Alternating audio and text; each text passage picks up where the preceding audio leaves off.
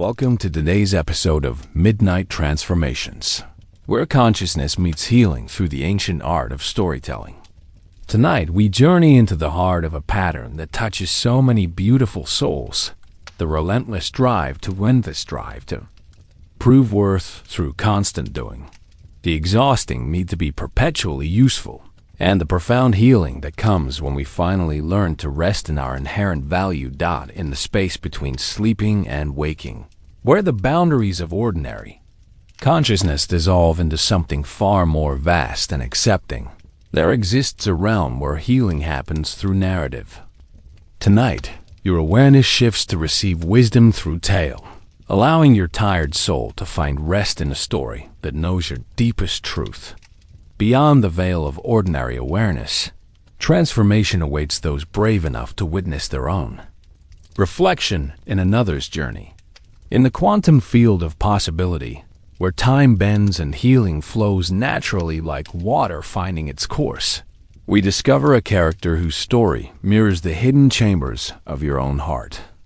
Through the portal of imagination, truth reveals itself not as harsh judgment but as gentle understanding. In dimensions unseen by waking eyes, your journey toward wholeness unfolds through the experiences of one who has walked the path of endless giving, constant doing, and the beautiful exhaustion that comes from trying to earn love through perpetual usefulness. Beyond the boundaries of linear time, healing stories emerge from the collective unconscious, carrying within them the medicine needed for weary souls who have forgotten that their worth was never tied to their productivity. In the sacred space of narrative, transformation becomes possible as we witness another's awakening to the truth that being is enough, that existing is valuable, that rest is not rebellion but restoration, where consciousness meets compassion, where understanding dissolves the harsh edges of self-criticism, where the tired mind can finally release its grip on the need to constantly prove itself worthy of love and acceptance. Here, in this ethereal opening, your story begins. Elena emerged from the pre-dawn darkness of her apartment, her movements efficient and purposeful despite the bone-deep weariness that had become her constant companion. At 34, she carried herself with the careful grace of someone who would learn to function on little sleep and endless determination.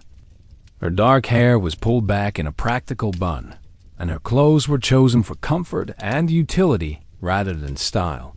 The uniform of someone who had long ago prioritized function over form.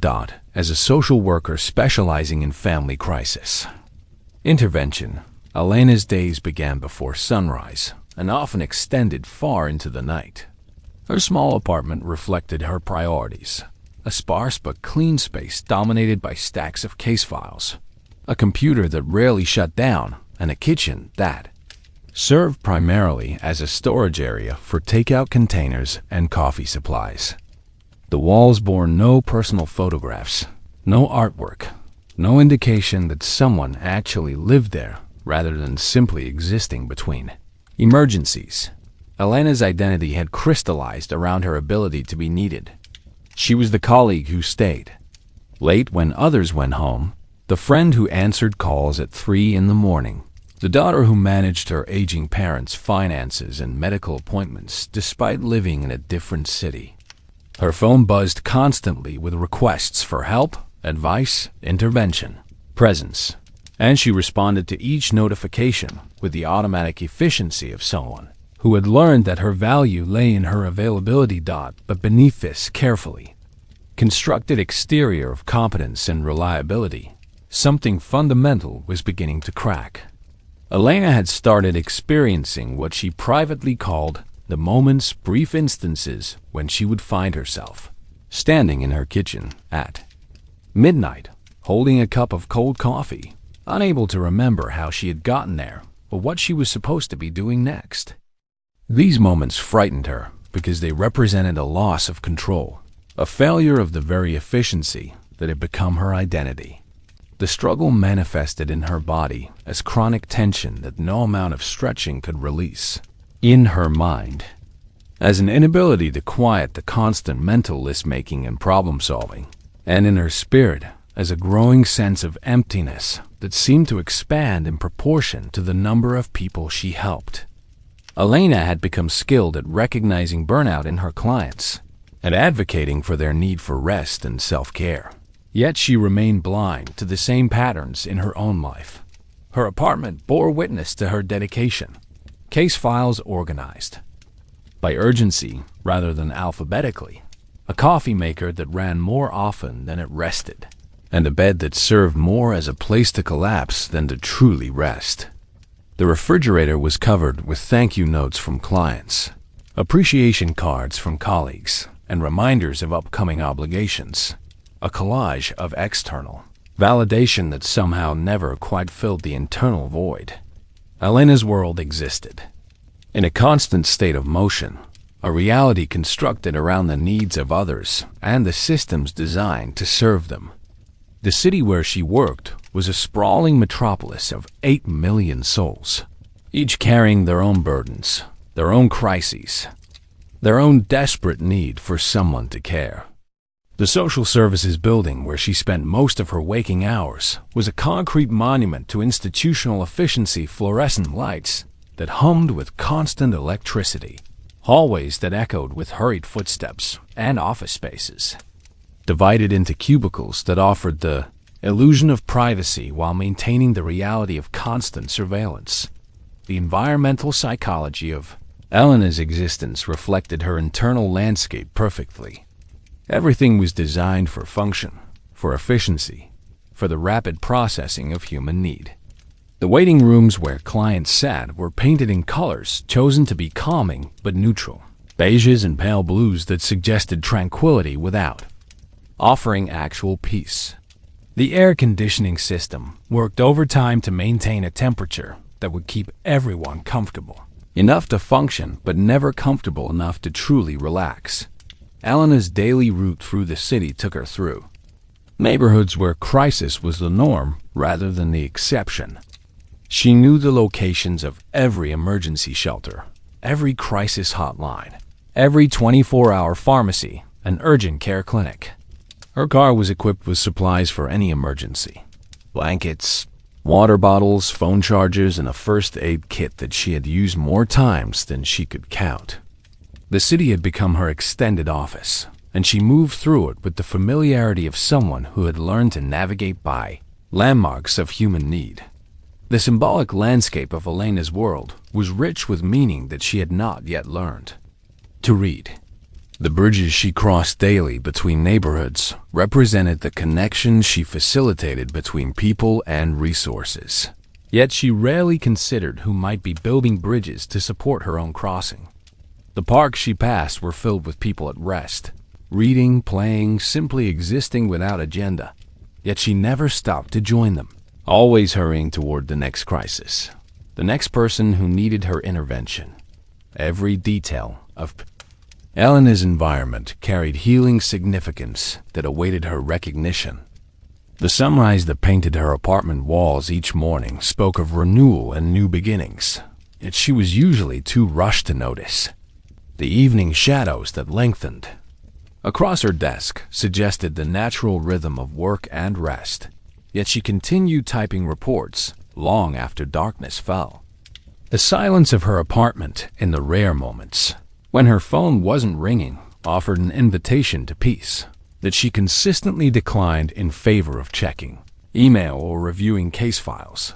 The energetic atmosphere of Elena's world vibrated with the frequency of constant emergency, of perpetual crisis, of never-ending need. This vibration had become so familiar that she mistook it for normalcy, for the simple reality of caring about others. She had forgotten that there existed other frequencies, the slower rhythms of contemplation, the gentle pulses of genuine rest, the steady heartbeat of being rather than doing. Elena's daily routine revealed the intricate architecture of her psychological patterns with the precision of an archaeological dig.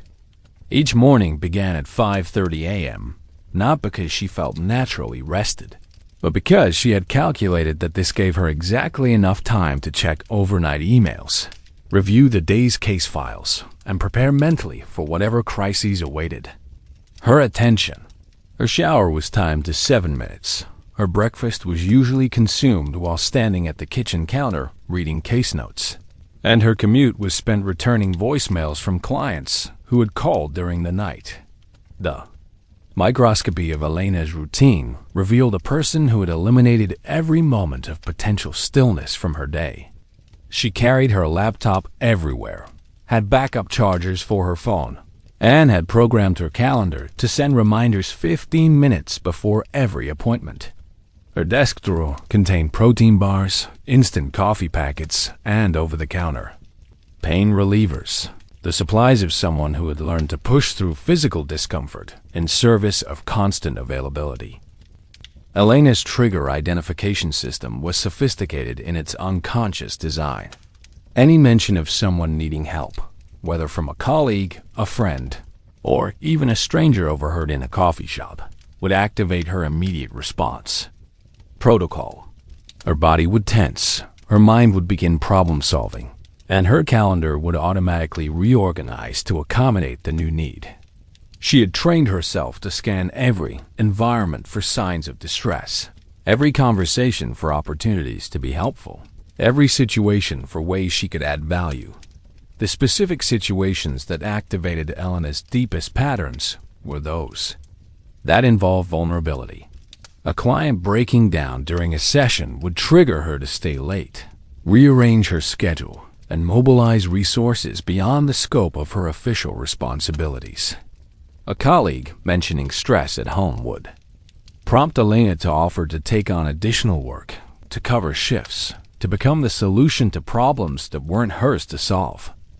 These situations felt like opportunities to prove her worth, to demonstrate her value, to earn the love and appreciation that had become her primary source of identity.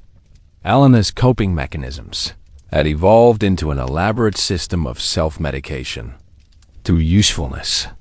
When she felt anxious, she would check her email for problems to solve. When she felt lonely, she would reach out to clients or colleagues with offers of help. When she felt uncertain about her worth, she would volunteer for additional responsibilities or projects. Her phone had become both her connection to purpose and her chain to constant availability. She checked it compulsively, afraid that someone might need her and find her unreachable. The real-world consequences of Elena's patterns were becoming impossible to ignore. Her body was displaying signs of chronic stress, headaches that required daily medication, digestive issues that she managed through careful eating schedules, and sleep disturbances that she addressed with increasingly sophisticated combinations of melatonin and chamomile tea. Her relationships had narrowed to those that involved her helping others. Friendships that didn't center around her usefulness had gradually faded due to her inability to engage in activities that didn't serve someone else's needs. Elena's apartment had become a monitoring station for other people's lives. She kept detailed notes on her friends' challenges, her family members' health issues, and her colleagues' personal struggles.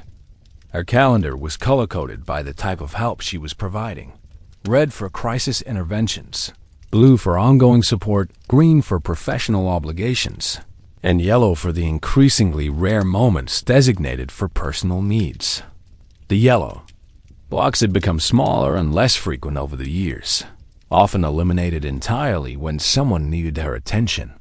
Elena's protective patterns had originated during her childhood in a household where love was conditional on performance and usefulness.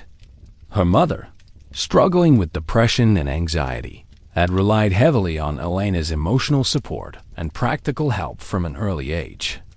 Elena had learned that her mother's mood brightened when Elena anticipated needs, solved problems, and took care of details that adults typically handled.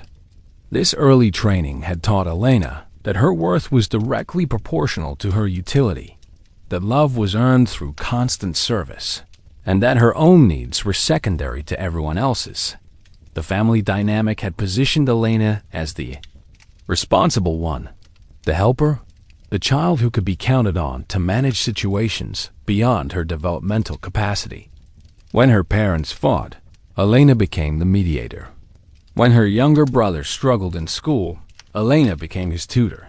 When her grandmother became ill, Elena became the family coordinator for medical appointments and care arrangements. Each successful intervention reinforced the belief that her value lay in her ability to solve problems and meet needs. Elena's protective pattern had served her well during childhood, earning her praise, recognition, and a sense of safety in an otherwise unpredictable environment. Teachers appreciated her maturity and responsibility. Other parents commented on what a helpful child she was. Extended family members relied on her to manage family gatherings and coordinate care for aging relatives. This pattern had become her survival strategy, her way of ensuring that she would be wanted, needed, and therefore safe from abandonment. The evolutionary context of Elena's pattern revealed its original adaptive function with crystalline clarity. In a family system where emotional and practical needs were inconsistently met, Elena's hypervigilance and helpfulness had served as a crucial stabilizing force. She had learned to read emotional atmospheres with extraordinary sensitivity, to anticipate needs before they were expressed, and to provide solutions before problems became crises. This capacity had literally helped her family survive difficult periods and had earned her a secure position within the family structure. Elena's pattern had also protected her from the vulnerability of having her own needs rejected or minimized. By focusing entirely on others' needs, she had avoided the risk of disappointment that came with expressing her own desires. By making herself indispensable, she had created a form of security based on utility rather than inherent worth. This protection had served her well during childhood, but it had also prevented her from developing a sense of self that existed independent of her usefulness to others. The protective genius of Elena's pattern lay in its comprehensive nature. It provided purpose, identity, social connection, and emotional regulation, all within a single behavioral system. When Elena felt anxious, helping others calmed her. When she felt lonely, being needed provided connection. When she felt uncertain about her value, successful problem-solving offered evidence of her worth. This pattern had become her entire psychological ecosystem, meeting multiple needs through a single mechanism. Elena's compassionate witnessing of her own origin story revealed the beautiful intentions behind her protective patterns. She had developed extraordinary empathy, practical problem-solving skills, and the ability to remain calm under pressure. These qualities had served her well in her professional life and had genuinely helped countless people. The pattern that was now exhausting her had once been the very thing that had saved her family from chaos and herself from rejection. Elena's protective patterns had begun to reveal their limitations through a series of increasingly obvious signs that she had trained herself to ignore. The first cracks had appeared in her physical health. Chronic fatigue that no amount of coffee could overcome, headaches that had progressed from occasional to daily, and a persistent tension in her shoulders that had become so constant she had stopped noticing it. Her body was sending clear signals that the current system was unsustainable. But Elena had interpreted these signals as temporary inconveniences rather than fundamental warnings. The psychological limits of Elena's pattern had become evident in her growing inability to experience genuine pleasure or satisfaction. Even when she successfully helped someone, when a client achieved a breakthrough, or when a colleague expressed gratitude for her assistance, Elena felt only a momentary relief, followed by an immediate scan for the next problem to solve. The satisfaction that had once fueled her helping behavior had diminished to brief flashes that were quickly replaced by anxiety about who else might need her attention. Elena's pattern had also begun to impact her professional effectiveness in ways that frightened her. She had started making small errors in case documentation, forgetting important details about client situations, and struggling to maintain the emotional boundaries that were essential to her work. Her supervisor had begun asking if she was okay, if she needed to take some time off, if she was experiencing personal difficulties. These questions had triggered Elena's deepest fears about being seen as inadequate, unreliable, or, worst of all, not useful enough to maintain her position. The most disturbing limitation of Elena's pattern was its impact on her ability to form authentic relationships. She had begun to notice that people sought her out primarily when they needed help, that conversations rarely focused on her experiences or feelings, and that she felt uncomfortable when others tried to give her support or assistance. She had trained everyone in her life to see her as the helper, the problem solver, the one who gave rather than received. This had created a profound loneliness that she experienced as a hollow ache in her chest. During the rare moments when she wasn't actively helping someone, Elena's growing awareness of her pattern's limitations had triggered an internal resistance that manifested as a voice that warned her against changing. This voice reminded her of how much people depended on her, how selfish it would be to reduce her availability, how her worth was tied to her usefulness. The voice painted vivid pictures of disappointed clients, overwhelmed colleagues, and family members who would struggle without her constant support. This resistance felt like protection, but Elena was beginning to recognize it as the prison guard of her own exhaustion. The natural hesitation toward transformation that Elena experienced was rooted in a realistic assessment of the challenges involved in changing such a fundamental pattern. She understood that shifting from a helper identity to a more balanced way of being would require her to tolerate the discomfort of others' disappointment, to learn new ways of relating to people, and to develop a sense of self that existed independent of her usefulness. These changes felt overwhelming, uncertain, and potentially dangerous to someone whose entire sense of security was built on being needed. Yet despite her resistance and fear, Elena had begun to glimpse possibilities that her current pattern had hidden from view. During brief moments of illness when she had been forced to rest, she had noticed that the world continued to function without her constant intervention. When she had accidentally left her phone at home one day, she had discovered that most of the urgent messages she received could wait hours or even days for her response. These glimpses had planted seeds of doubt about the necessity of her constant availability and had begun to reveal the possibility of a different way of being. Elena's readiness for transformation was emerging through her growing exhaustion with the current system. The pattern that had once provided security and purpose was now creating more stress than comfort, more isolation than connection, more emptiness than fulfillment. She was beginning to understand that her need to be useful was not helping others as much as she had believed, and that her inability to rest was not serving anyone's best interests, including her own. Dr. Sarah Chun had been working in emergency medicine for 15 years when Elena first met her during Maria's family crisis. What Elena didn't know was that Dr. Chun was fighting her own battle with the same patterns of compulsive helping that were slowly destroying Elena's life. Dr. Chun's story began in medical school, where she learned that good doctors sacrificed everything for their patients. She internalized messages about being available at all costs, about putting patients' needs before her own, about measuring her worth by her ability to save lives and solve medical crises. These beliefs served her well during residency, where superhuman endurance was not only expected but celebrated.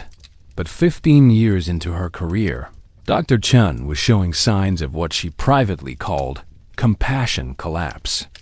She worked 18-hour shifts without breaks, ate vending machine food while standing in hospital hallways, and hadn't taken a real vacation in 3 years. Her marriage had ended 2 years earlier when her husband finally accepted that he would always come second to her patients. The night Elena met Dr. Chun, the doctor was in the middle of her own crisis of recognition. She had just finished a particularly challenging shift where she had saved 2 lives, stabilized 3 critical patients, and provided comfort to countless families in distress. By all external measures, it had been a successful night.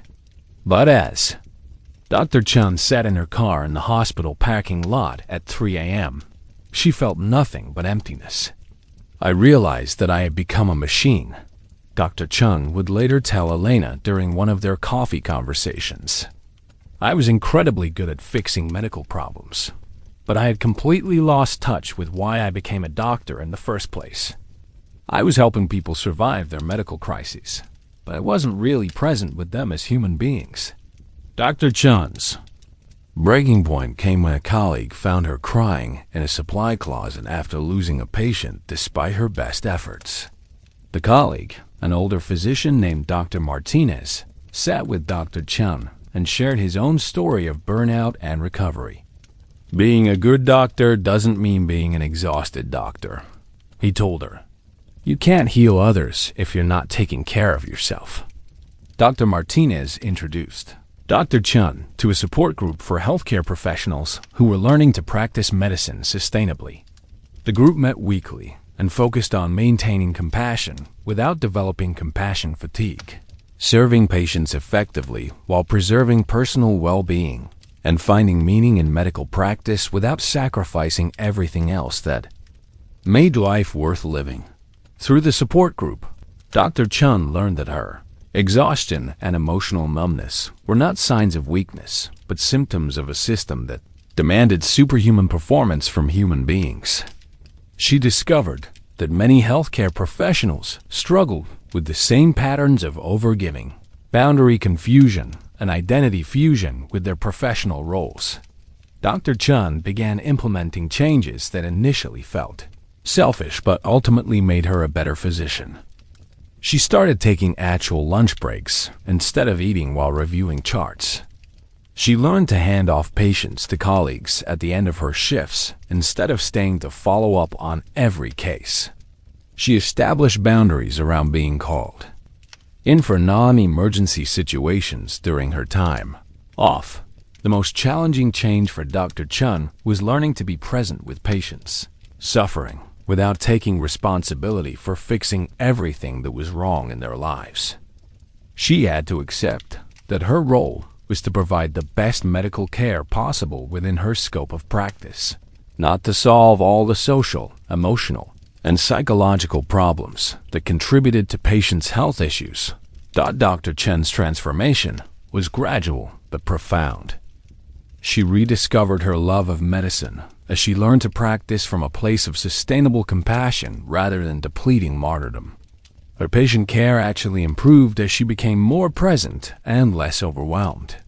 Her diagnostic skills sharpened when she wasn't operating from a place of chronic exhaustion. The conversation with Elena in the hospital cafeteria was part of Dr. Jung's own healing process. She had learned that sharing her insights about sustainable helping was not only beneficial for others, but also reinforced her own commitment to practicing medicine in ways that honored both her patients' needs and her own humanity. Dr. Jung's story became an inspiration for Elena's transformation, demonstrating that it was possible to maintain excellence in helping professions while also maintaining personal well-being. Their friendship deepened as both women supported each other's journey toward sustainable service and authentic self-care. Story 2.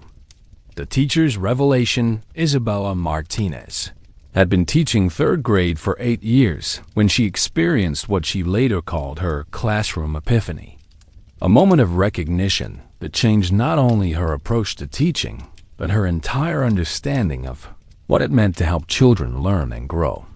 The epiphany occurred on a Tuesday afternoon in November, during what should have been a routine parent-teacher conference with Mrs. Johnson about her daughter Emma's struggles with reading. Isabella had prepared extensively for the meeting, creating detailed charts of Emma's progress, researching additional resources, and developing a comprehensive intervention plan that would require significant time and energy from both Isabella and Emma's family. But as Isabella presented her elaborate plans to Mrs. Johnson, she noticed something that stopped her mid-sentence. Mrs. Johnson was nodding politely, but her eyes held a mixture of overwhelm and defeat. Emma, who had been quietly drawing in the corner, looked up with an expression that Isabella suddenly recognized as resignation rather than hope. "Mrs. Martinez," Mrs. Johnson said quietly, "I appreciate everything you're doing for Emma, but honestly, I feel like we've tried so many interventions and programs that Emma thinks there's something fundamentally wrong with her. Is it possible that all our efforts to help her are actually making her feel worse about herself?" The question hit Isabella like a revelation. She looked at Emma's drawing, a small figure surrounded by towering adults holding clipboards and pointing at charts, and realized that their helping efforts had inadvertently conveyed to Emma that she was a problem to be solved, rather than a child with unique strengths and natural learning patterns. Isabella had been teaching from the same compulsive helping pattern that characterized her personal life.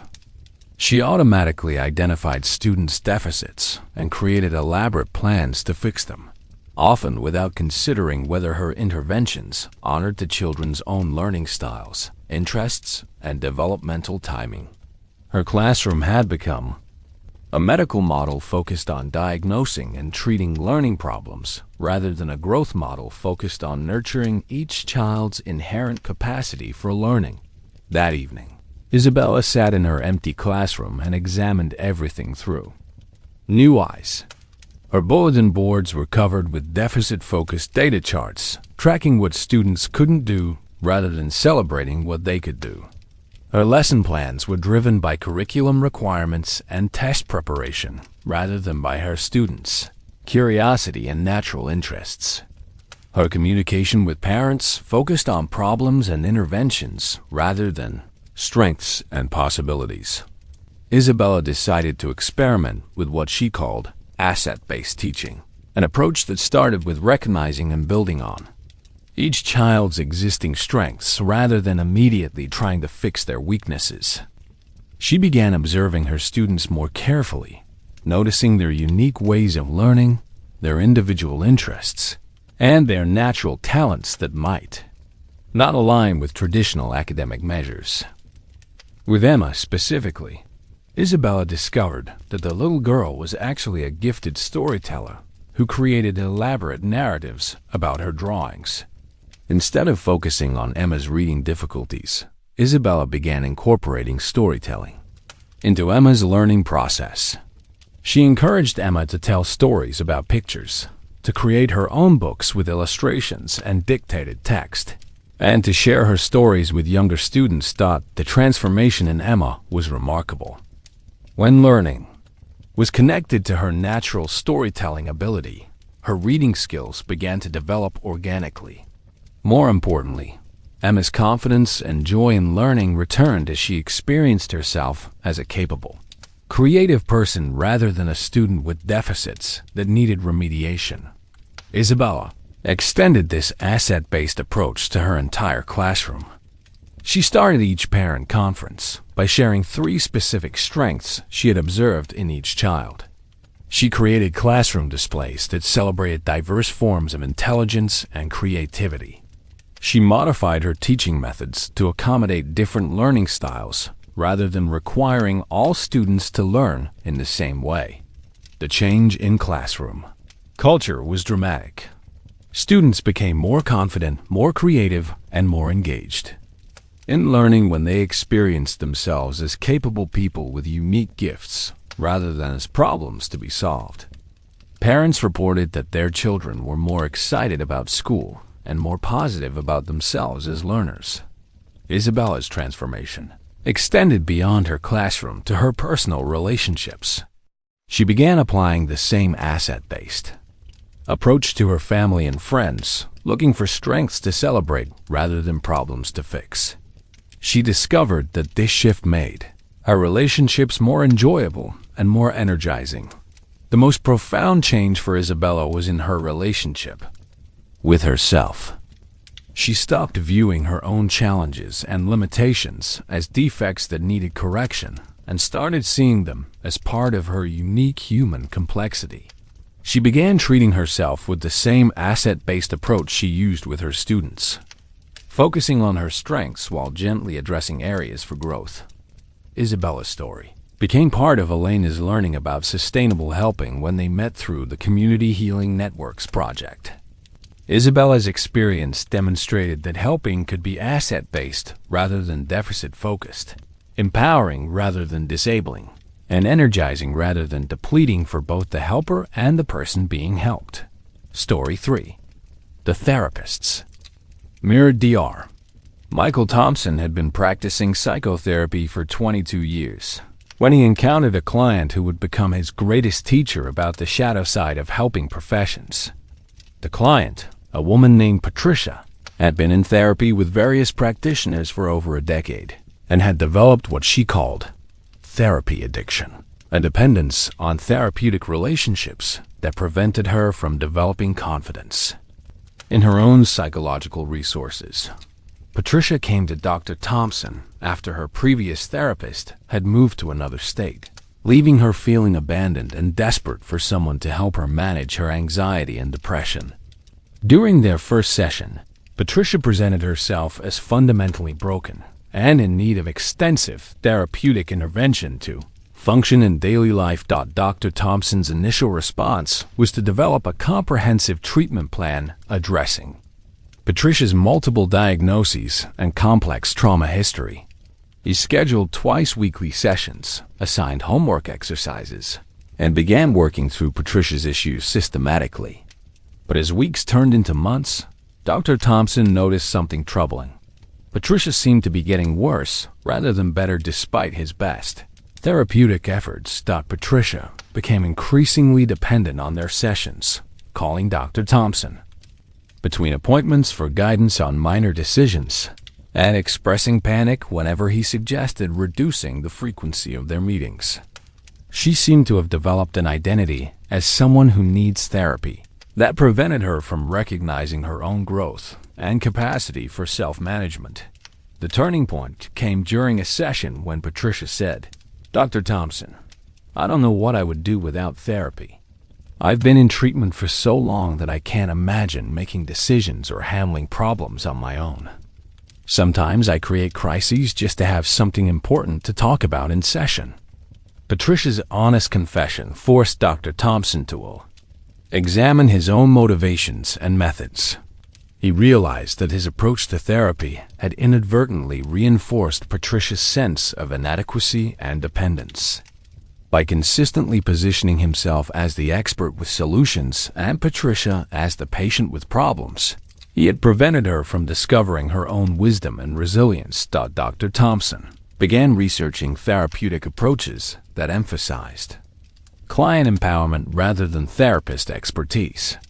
He discovered models of therapy that viewed people as naturally capable of healing and growth, with therapists serving as facilitators rather than fixers. He learned about approaches that honored clients' own knowledge about their lives and experiences. Working with Patricia, Dr. Thompson began experimenting with what he called collaborative therapy, an approach where he and Patricia worked together as partners in her healing process rather than maintaining the traditional hierarchy of expert helper and helpless client. He started asking Patricia questions about her own insights and observations rather than providing interpretations of her experience. The shift was challenging for both of them. Patricia initially resisted taking more responsibility for her healing process, preferring the familiar role of patient receiving treatment. Dr. Thompson had to overcome his own need to be seen as helpful and necessary, learning to trust Patricia's capacity for self-direction even when she didn't trust it herself. Gradually, Patricia began to recognize her own psychological strengths and resources. She started making decisions without consulting Dr. Thompson.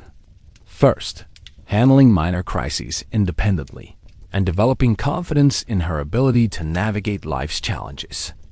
Their sessions shifted from crisis management to exploration of Patricia's goals, values, and aspirations.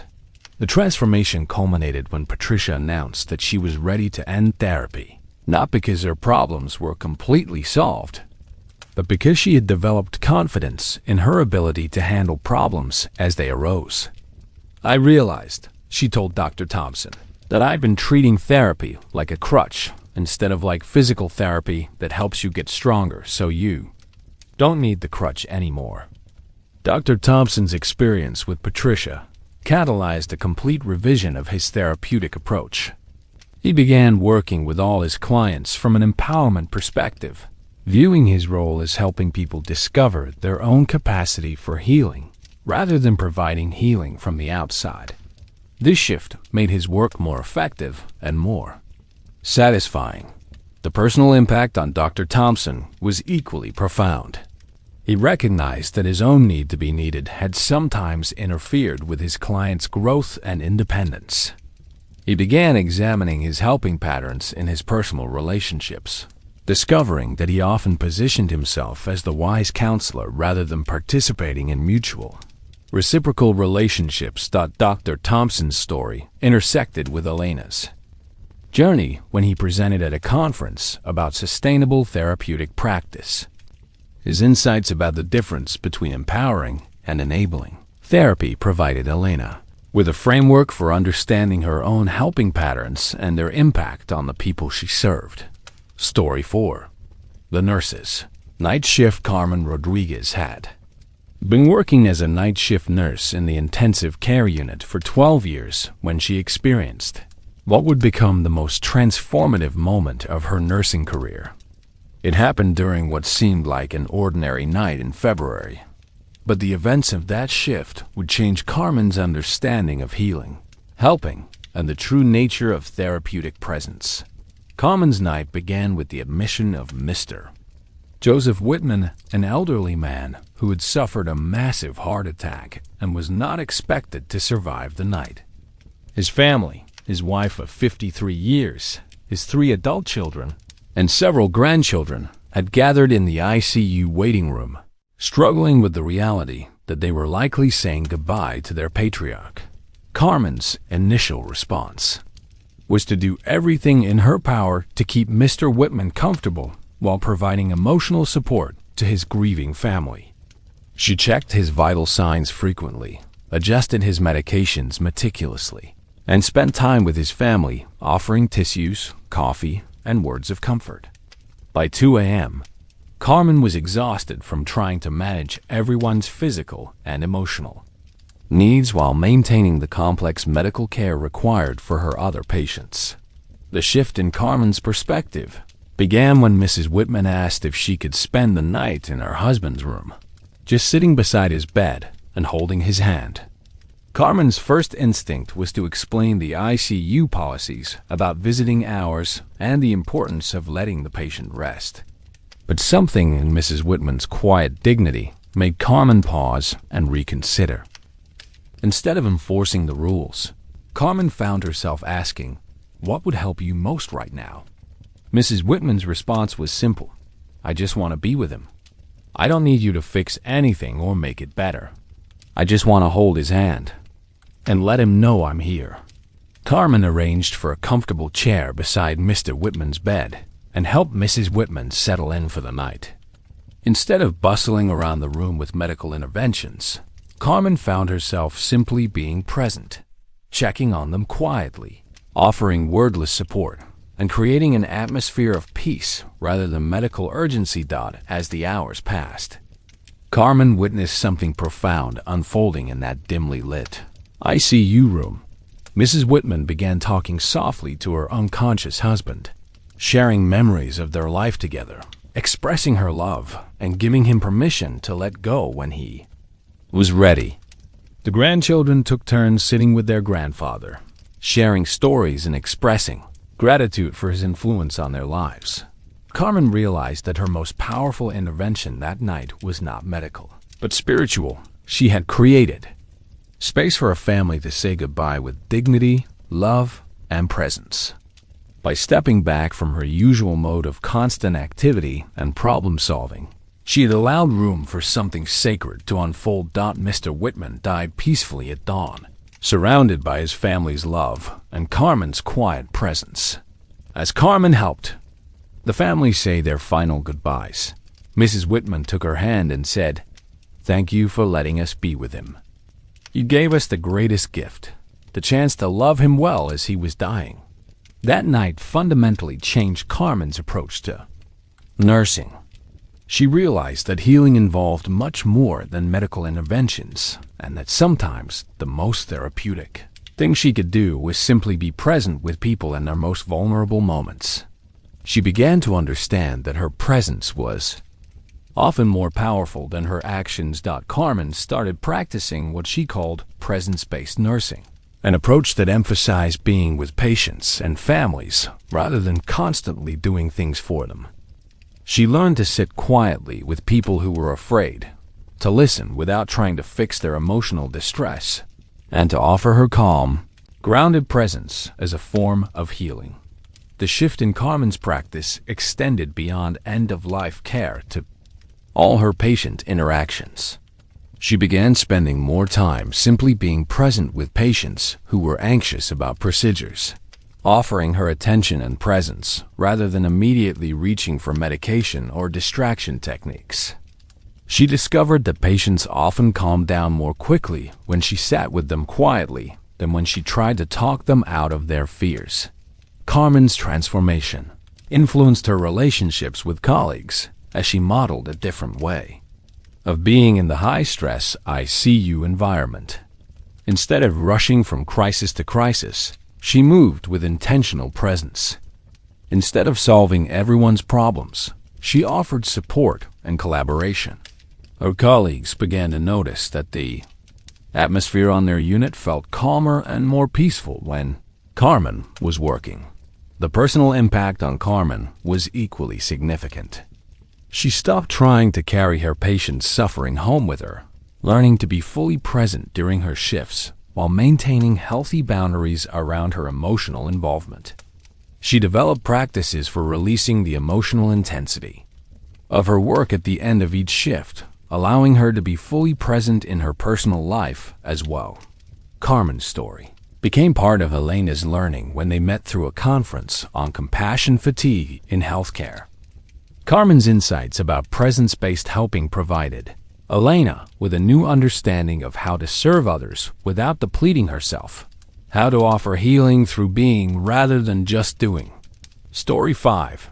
The Social Worker's Retirement Reflection. Margaret O'Sullivan had just completed her final day of work after 38 years as a social worker when she sat in her empty office, surrounded by boxes of files and memories, reflecting on the evolution of her understanding about helping, healing, and human resilience.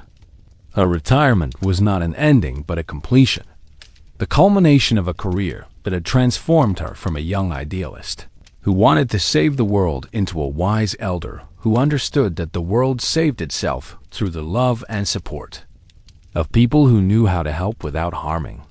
Margaret's career had begun in the 1980s, during an era when social work was dominated by expert models that positioned professionals as problem solvers and clients as people with deficits that needed correction.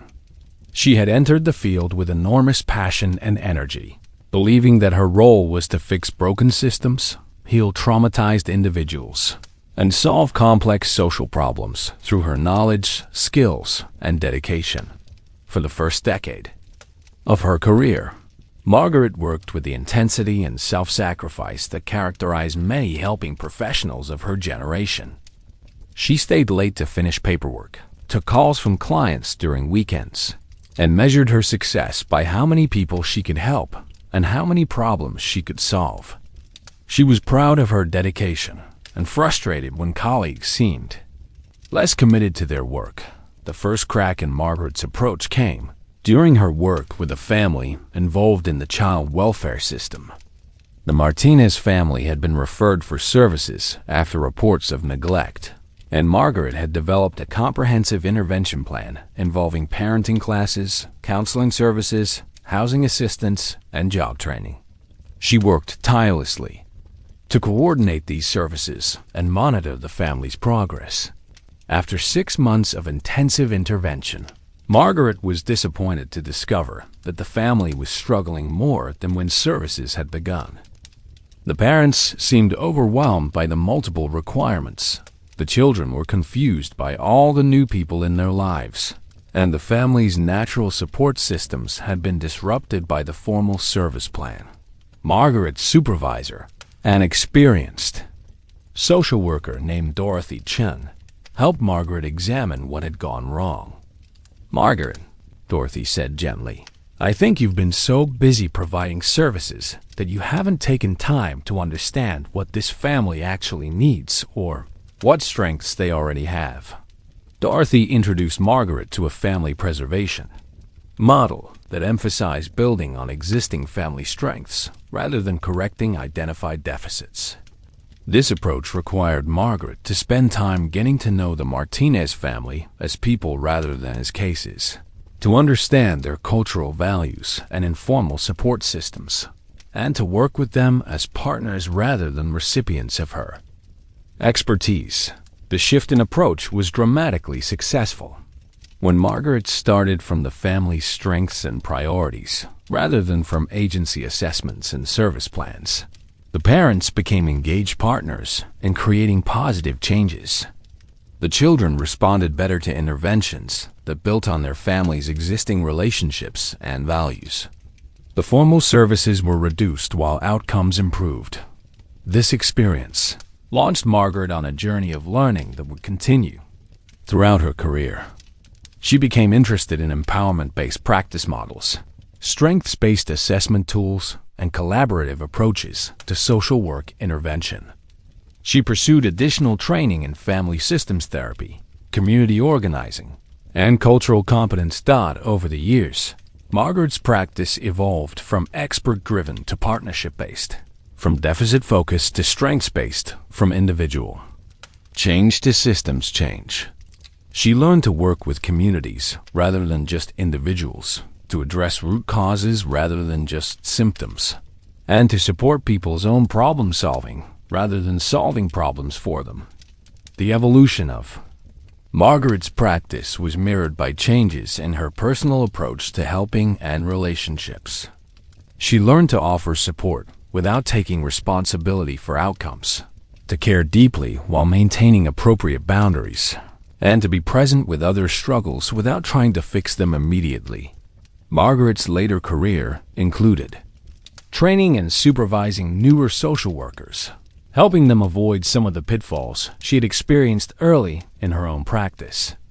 She became known for her ability to help idealistic young workers channel their passion into sustainable and effective practice approaches. As Margaret packed up her office on her final day, she reflected on the thousands of people whose lives had intersected with hers over nearly 4 decades of practice. She thought about the families who had taught her about resilience, the communities that had shown her the power of collective action, and the colleagues who had supported her own growth and learning. Margaret's retirement reflection included gratitude for the ways that her work had changed her as much as she had changed it. She had entered social work wanting to help others, but had discovered that helping others had been her own path to wisdom, compassion, and understanding of human complexity and resilience.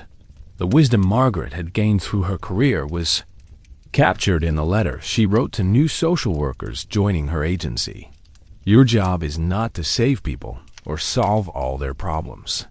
Your job is to walk alongside people as they save themselves, to offer resources and support while they solve their own problems, and to believe in people's capacity for healing and growth even when they don't believe in it themselves. Margaret's story intersected with Elena's journey when Elena interviewed her as part of her research into sustainable helping practices.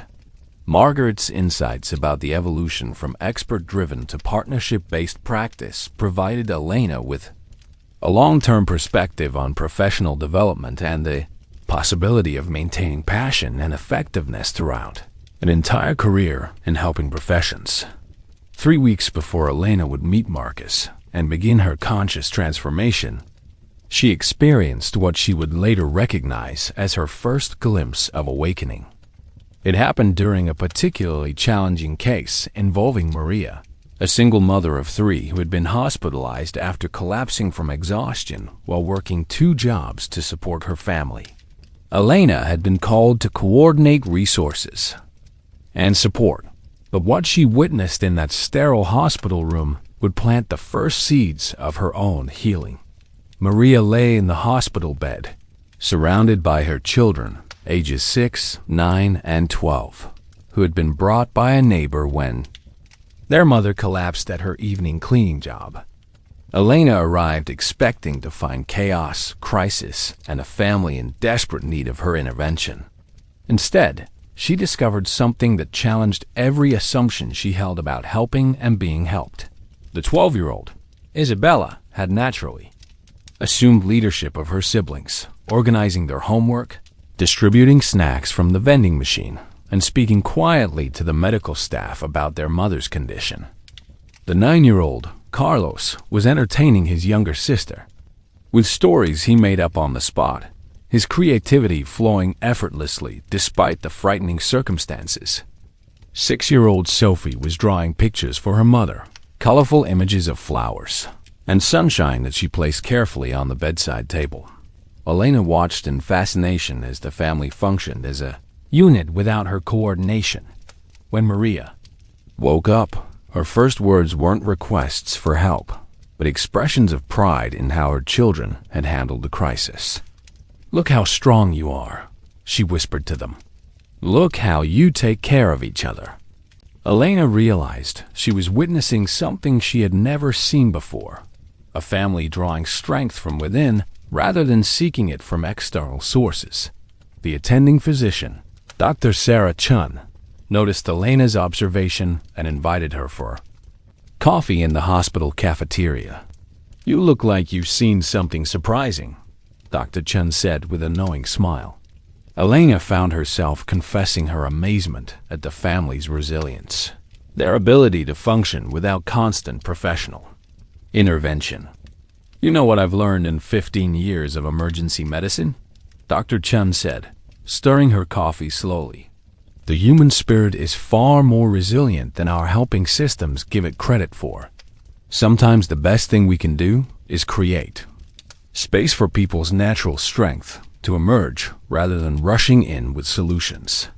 That family has been dealing with poverty and stress for years. They've developed survival skills we could never teach them. Elena left the hospital that night with a strange sensation in her chest, a mixture of admiration for Maria's family and something that felt uncomfortably like recognition. She found herself wondering if Maria, working 2 jobs and raising 3 children alone, could collapse from exhaustion while still maintaining her strength and dignity. What did that say about Elena's own exhaustion? What did it mean that she, with all her professional training and support systems, often felt more depleted than a woman facing challenges far greater than her own? That same night, Elena experienced what she would later call her midnight epiphany. Unable to sleep after her encounter with Maria's family, she found herself standing in her kitchen at 2 a.m., holding a cup of tea and staring out her window at the city lights. For the first time in years, she wasn't thinking about case files, client needs, or problems to solve. Instead, she was thinking about strength, where it came from, how it was sustained, and why she felt so weak despite spending her life helping others find their power. The revelation that came to Elena in that quiet moment was simultaneously simple and profound. She had been approaching helping from the assumption that people were broken and needed fixing, rather than recognizing that people were inherently whole and needed space to remember their wholeness. This realization sent a shock through her system as she recognized how this assumption had shaped not only her professional practice but her entire approach to living. Elena began to see how her need to be useful had actually been built on a foundation of seeing others as inadequate, incapable, or insufficient without her intervention. This recognition was painful because it challenged her identity as a compassionate helper and revealed the subtle arrogance hidden within her compulsive caregiving. She had to face the uncomfortable truth that her helping often came from a place of superiority disguised as service. The midnight epiphany continued as Elena realized that her exhaustion wasn't just from giving too much. It was from giving in ways that didn't actually empower others or create sustainable change. She had been teaching people to depend on her, rather than helping them discover their own resources. She had been providing fish instead of teaching fishing, offering bandages instead of addressing root causes, creating dependency instead of fostering autonomy. This recognition led Elena to question everything about her approach to helping. She wondered how many of her clients had natural strengths she had never bothered to identify because she was so focused on their deficits. She questioned how many problems she had solved that people could have solved themselves if given the opportunity and support. She began to see that her need to be needed might have been preventing others from discovering their own capacity for self-care and problem-solving. Elena's midnight epiphany also revealed the connection between her helping patterns and her own unhealed wounds. She recognized that her compulsive caregiving was partly motivated by her need to feel powerful, valuable, and indispensable, needs that stemmed from her own feelings of inadequacy and fear of abandonment. This insight was both liberating and terrifying, as it suggested that her entire professional identity might need to be reconstructed from the ground up. The story of Mrs. Rodriguez. The week following Elena's midnight epiphany, she encountered Mrs. Rodriguez, an elderly woman whose story would become a turning point in Elena's understanding of sustainable helping. Mrs. Rodriguez had been referred to Elena's agency after a fall that had left her temporarily unable to manage her household independently. Elena arrived at the small apartment expecting to find someone in need of extensive support and intervention. Instead, she discovered a vibrant woman who had already organized her own support system with remarkable efficiency. Mrs. Rodriguez had arranged for a neighbor to help with grocery shopping, coordinated with her grandson to handle heavy cleaning tasks, and established a check-in system with friends from her church. She had also researched physical therapy options, investigated safety modifications for her bathroom, and planned a gradual return to full independence. "I've been taking care of myself for 78 years, Mrs. Rodriguez told Elena with a gentle but firm smile. "This fall scared me, but it didn't make me helpless. I know what I need, and I know how to ask for it. What I don't need is someone telling me what's wrong with my life or how to fix it." Elena found herself in the unusual position of having nothing to fix, no crisis to manage, no problem to solve. Mrs. Rodriguez needed only one thing from the social services system: validation that her plan was sound and assistance accessing resources she had already identified. Elena's role became that of a connector rather than a rescuer, a witness rather than a director. The simplicity of Mrs. Rodriguez's needs and the elegance of her self-organized solutions revealed to Elena how often she had made helping more complicated than necessary. She realized that many of her clients might be like Mrs. Rodriguez, capable of solving their own problems, if given access to resources and validation of their competence, rather than extensive case management and intervention. Mrs. Rodriguez shared a story that would haunt Elena for weeks. "When I was a young mother," she said, "I had a social worker who thought she knew better than me how to raise my children, how to manage my money, how to organize my life. She meant well, but she made me feel like I didn't know anything about my own situation. It took me years to trust myself again after working with her." This story forced Elena to confront an uncomfortable question. How many of her clients had she inadvertently disempowered in her attempts to help them? How often had her well-intentioned interventions actually undermined people's confidence in their own abilities? The possibility that her helping might sometimes harm rather than heal was a revelation that shook Elena to her core. Mrs. Rodriguez became Elena's teacher in that brief encounter, demonstrating what empowered aging looked like, showing how to ask for help without sacrificing dignity, and modeling the kind of self-advocacy that Elena realized she had never learned for herself. The older woman's strength and clarity became a mirror that reflected Elena's own areas of confusion and dependency. The visit with Mrs. Rodriguez lasted only an hour, but its impact on Elena's worldview was profound and lasting. She left the apartment with a completely different understanding of what it meant to help someone, not to take over their problems, but to support their own problem solving, not to provide solutions, but to help people access their own wisdom, not to create dependency, but to foster autonomy and self-trust.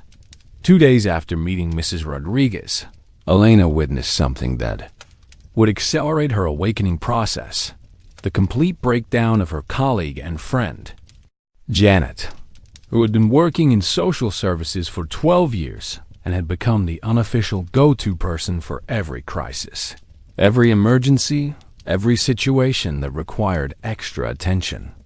Janet collapsed in the break room during what should have been her lunch hour, sobbing uncontrollably and repeating, "I can't do this anymore. I just can't do this anymore." Elena rushed to Janet's side, immediately shifting into crisis mode, ready to provide comfort, solutions, and intervention.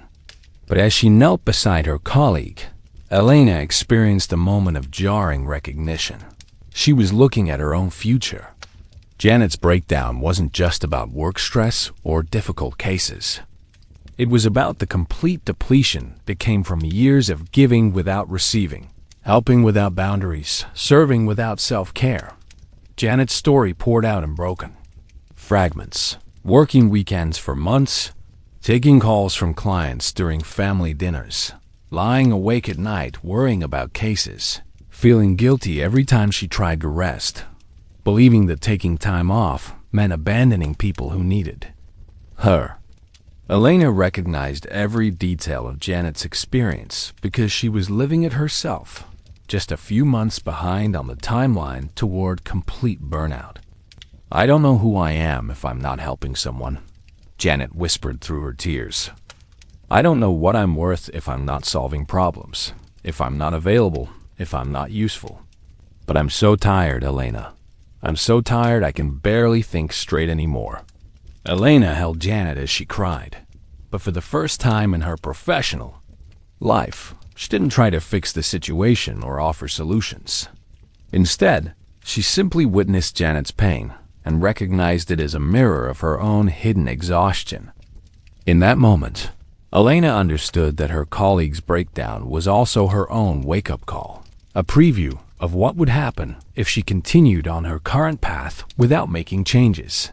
The supervisor, who eventually came to help, Janet suggested she take a leave of absence, seek counseling, and seriously consider whether she could continue in social work without making major changes to her approach.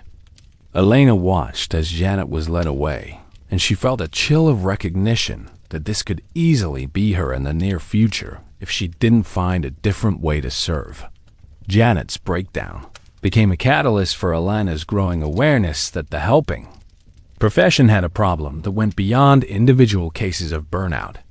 She began to see that the culture of social work itself often promoted self-sacrifice as virtue, encouraged workers to give beyond their capacity, and failed to model the very self-care that workers were supposed to teach their clients. That evening, Elena called in sick for the first time in 2 years, not because she was physically ill, but because she needed time to think, to process what she had witnessed, and to confront the uncomfortable truth that she was headed toward the same breakdown that had claimed her colleague.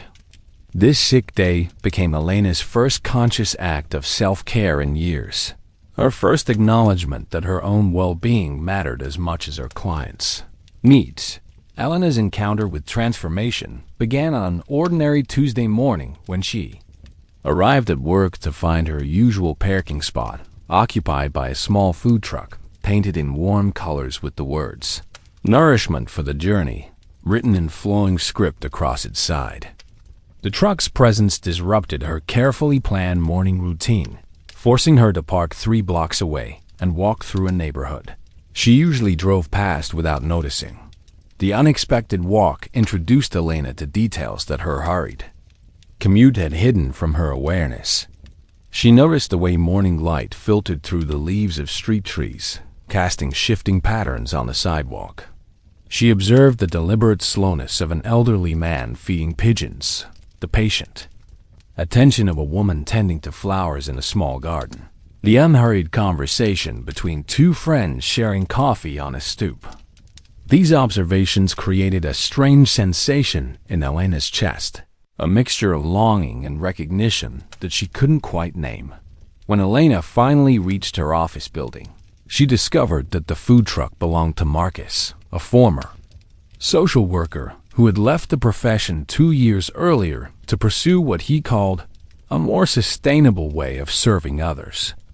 Marcus had transformed his savings into a mobile kitchen that provided healthy, affordable meals to social service workers, healthcare professionals, and others whose dedication to helping others often left them without time or energy to nourish themselves properly. Marcus possessed a quality that Elena found both attractive and unsettling, a sense of calm, groundedness that seemed to radiate from him like warmth from a fire.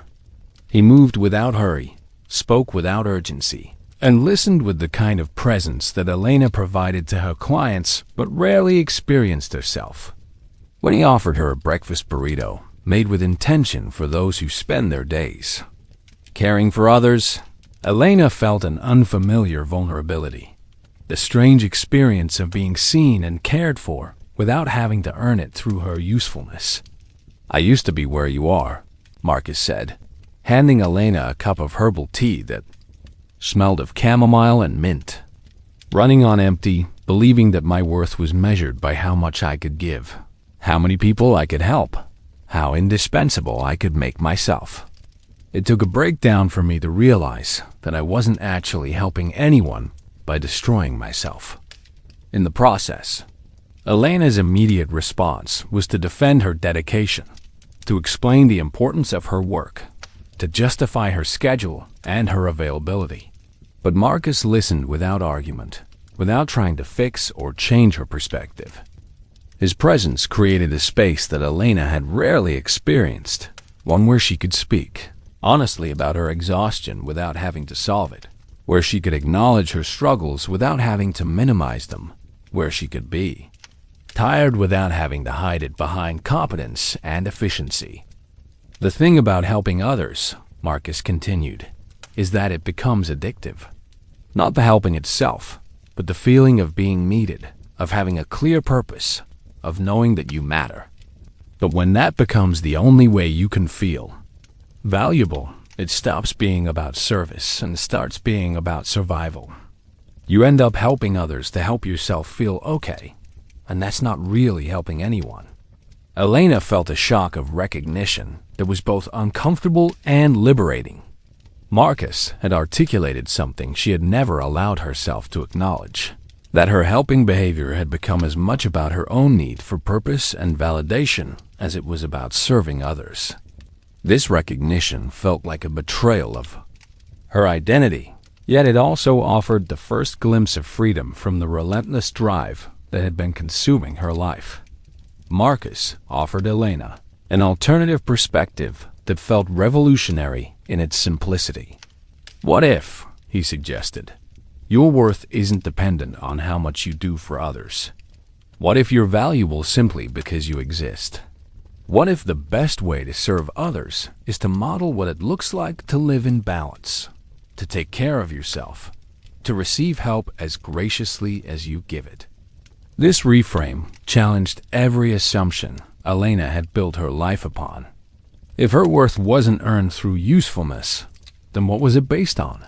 If she didn't need to prove her value through constant service, then who was she? If taking care of herself wasn't selfish but necessary, then what did that mean for all the people who depended on her? These questions felt dangerous and exciting in equal measure, threatening to dissolve the very foundations of her identity while simultaneously offering the possibility of something more sustainable and authentic. Marcus extended an invitation that would prove to be the catalyst for Elena's transformation. I'm part of a group that meets weekly, he said. Former helpers who are learning to help in healthier ways.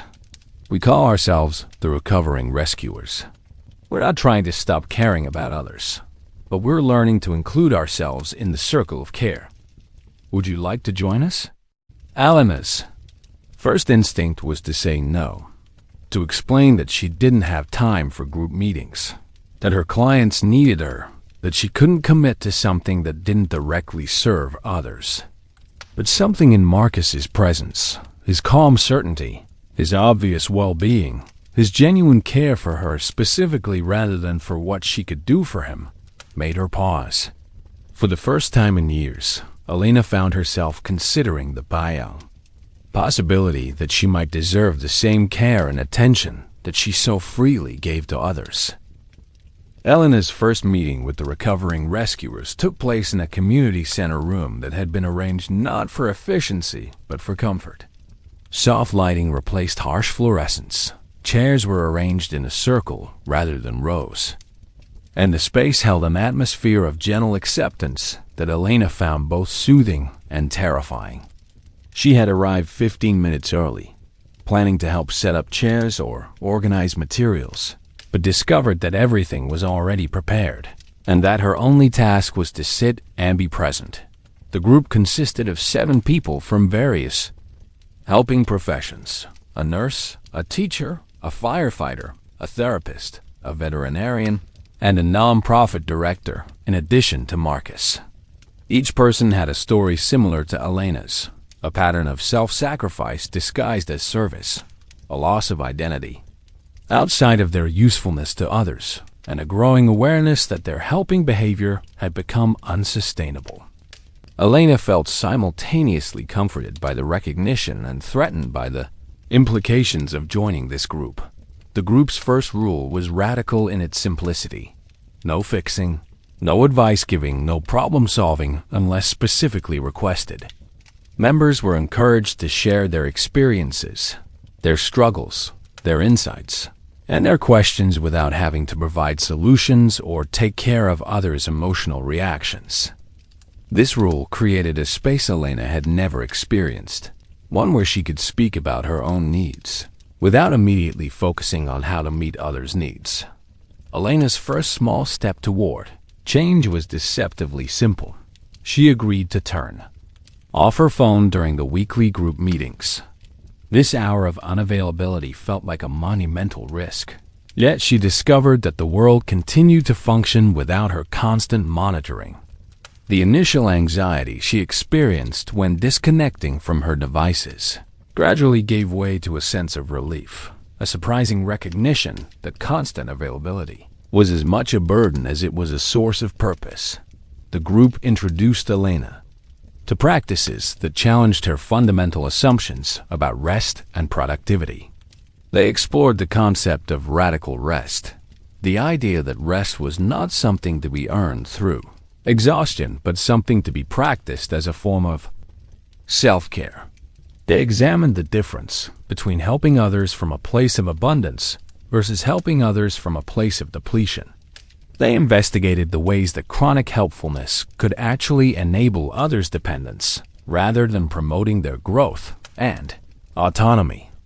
Elena's internal resistance to these new ideas manifested as a voice that questioned the group's approach, that reminded her of all the people who needed her help, that warned her about the dangers of becoming selfish or self-centered.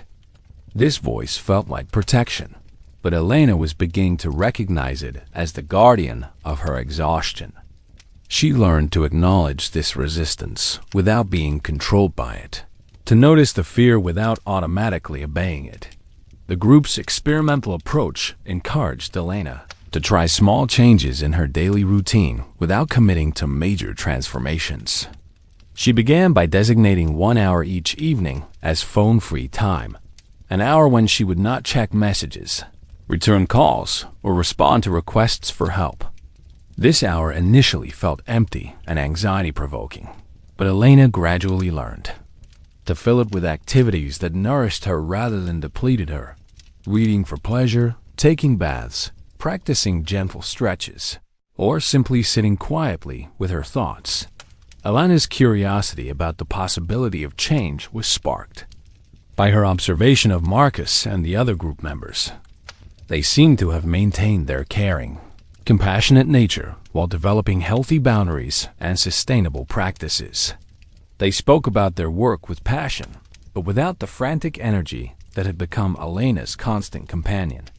They demonstrated that it was possible to care deeply about others while also caring for themselves, to be helpful without being indispensable, to serve others without sacrificing themselves. The evidence that supported Elena's growing confidence in the possibility of change came from small but significant shifts in her daily experience. When she started taking actual lunch breaks instead of eating at her desk while working, she noticed that she felt more energetic in the afternoon. When she began saying no to some requests for help, she discovered that others were capable of finding alternative solutions. When she practiced asking for help with small tasks, she found that people were often happy to support her in return. Elena's experimental phase was marked by a gradual shift in her internal dialogue. Instead of automatically asking, "How can I help?" in every situation, she began to pause and ask, "Is this mine to fix?" Instead of immediately offering solutions when others shared problems, she began to practice simply listening and offering presence. Instead of measuring her worth by her productivity, she began to experiment with valuing herself for her being rather than her doing. The group's influence on Elena's transformation was profound but subtle. They didn't try to change her or fix her patterns. Instead, they created a space where she could safely explore alternatives to her current way of being. They offered her a laboratory for experimenting with new behaviors, a support system for navigating the challenges of change, and a living example of what it looked like to help others from a place of balance rather than depletion. Elena's paradigm shift occurred during what started as an ordinary crisis intervention that transformed into an extraordinary moment of recognition. She had been called to the hospital at 2 a.m. to provide support for a family whose teenage daughter had been injured in a car accident. Elena arrived at the emergency room in her usual state of focused efficiency, prepared to coordinate resources, mediate between family members, and provide the steady presence that had become her trademark in crisis situations. The family consisted of parents who were paralyzed by fear and guilt, 2 younger siblings who were confused and frightened, and extended family members who had rushed to the hospital in various states of distress. Elena automatically began her familiar routine of assessment and intervention, identifying needs, offering resources, and creating order from chaos. But as she worked, she noticed something that had never occurred to her before. The family was not looking to her for solutions. They were looking to each other for comfort. In the waiting room, Elena witnessed something that challenged every assumption she had built about her role in others' lives. The family members began to naturally organize themselves into a support system that didn't require her coordination. The father, despite his obvious distress, began comforting his younger children. The mother, though shaken, started making phone calls to mobilize their extended network. The siblings, rather than needing Elena's mediation, began supporting each other through their fear. Elena realized that her presence was helpful, but not in the way she had always believed. The family didn't need her to fix their situation or solve their problems. They needed her to witness their strength, to reflect their capability, to hold space for their natural healing process. This recognition hit Elena like a physical blow, not because it diminished her value, but because it revealed an entirely different way of being useful, one that didn't require her to exhaust herself in service of others. The breakthrough moment came when Elena found herself sitting quietly in the corner of the waiting room, simply present with the family's experience without trying to manage or improve it. In this moment of stillness, she felt a sensation she had almost forgotten, the deep peace that comes from being rather than doing, from presence rather than performance. She realized that her most powerful contribution to this family's healing was not her interventions but her grounded, calm presence. As Elena sat in this unfamiliar stillness, she experienced what she would later describe as a cellular shift in her understanding of service. She saw that her exhausting pattern of constant helpfulness had sometimes prevented others from discovering their own strength, their own resources, their own capacity for healing. By always being the solution, she had sometimes robbed others of the empowerment that comes from finding their own solutions. This recognition initiated a profound change in Elena's understanding of her role in others' lives. She began to see that true service might involve stepping back rather than stepping forward, listening rather than advising, witnessing rather than fixing. She realized that her worth was not dependent on her indispensability, but on her capacity to support others' growth and autonomy. This shift felt like a death of her old identity and a birth of something more authentic and sustainable. Elena's breakthrough was accompanied by a flood of grief for the years she had spent believing that her worth was conditional on her usefulness. She mourned the relationships she had limited by her inability to receive support, the experiences she had missed while focusing on others' needs, and the parts of herself she had neglected in service of her helping identity. This grief felt overwhelming, but it also felt clean, like the necessary clearing that precedes new growth. The integration of Elena's new understanding into her identity was a gradual process that required her to rebuild her sense of self from the ground up. She began to explore who she was beyond her role as a helper, what she valued beyond her usefulness to others, and how she wanted to live beyond the constant pressure to be available and productive. This exploration felt like archaeology, uncovering parts of herself that had been buried under years of self-sacrifice. Elena's breakthrough moment also transformed her understanding of boundaries. She had always viewed boundaries as barriers that prevented her from helping others, but she now understood them as containers that allowed her to help others more effectively. By limiting her availability, she could offer higher quality presence when she was available. By taking care of her own needs, she could serve others from a place of abundance rather than depletion. The shift in Elena's worldview was accompanied by changes in her body that felt like physical healing. The chronic tension in her shoulders began to release, her sleep improved, and her energy levels stabilized. She realized that her body had been holding the stress of trying to be everything to everyone, and that learning to be selectively available had created space for physical restoration and renewal.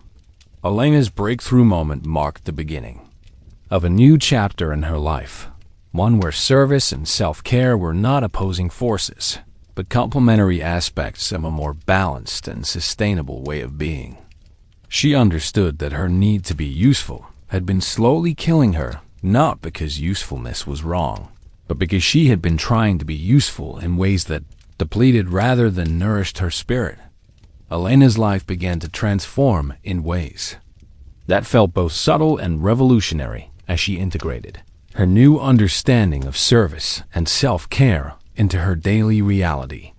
The most visible change was in her relationship with time. She stopped viewing every moment as an opportunity to be useful and started seeing time as a resource to be stewarded rather than consumed.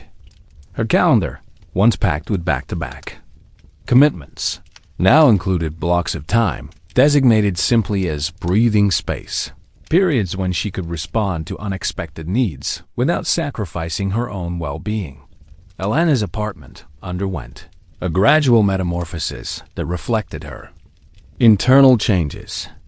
The stacks of case files were reorganized into a single contained workspace that didn't dominate her living space. She invested in comfortable furniture that invited rest rather than just functional efficiency. The walls that had been bare, except for thank you notes from clients, now displayed artwork that brought her joy, photographs of experiences that had nourished her soul, and plants that required her care but gave beauty in return. The reconstruction of Elena's daily routine revealed how much of her previous schedule had been driven by anxiety rather than necessity.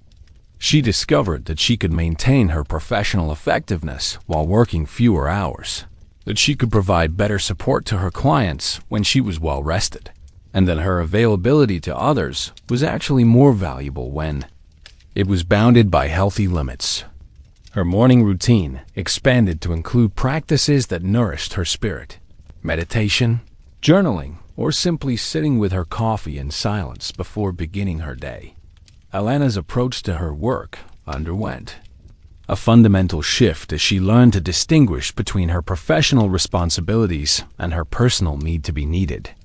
She began to practice what she called conscious helping, offering support in ways that empowered others rather than creating dependency.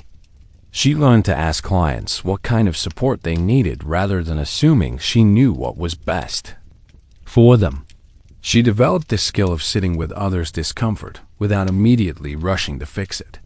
The renovation of Elena's behavioral patterns required her to develop new responses to familiar triggers.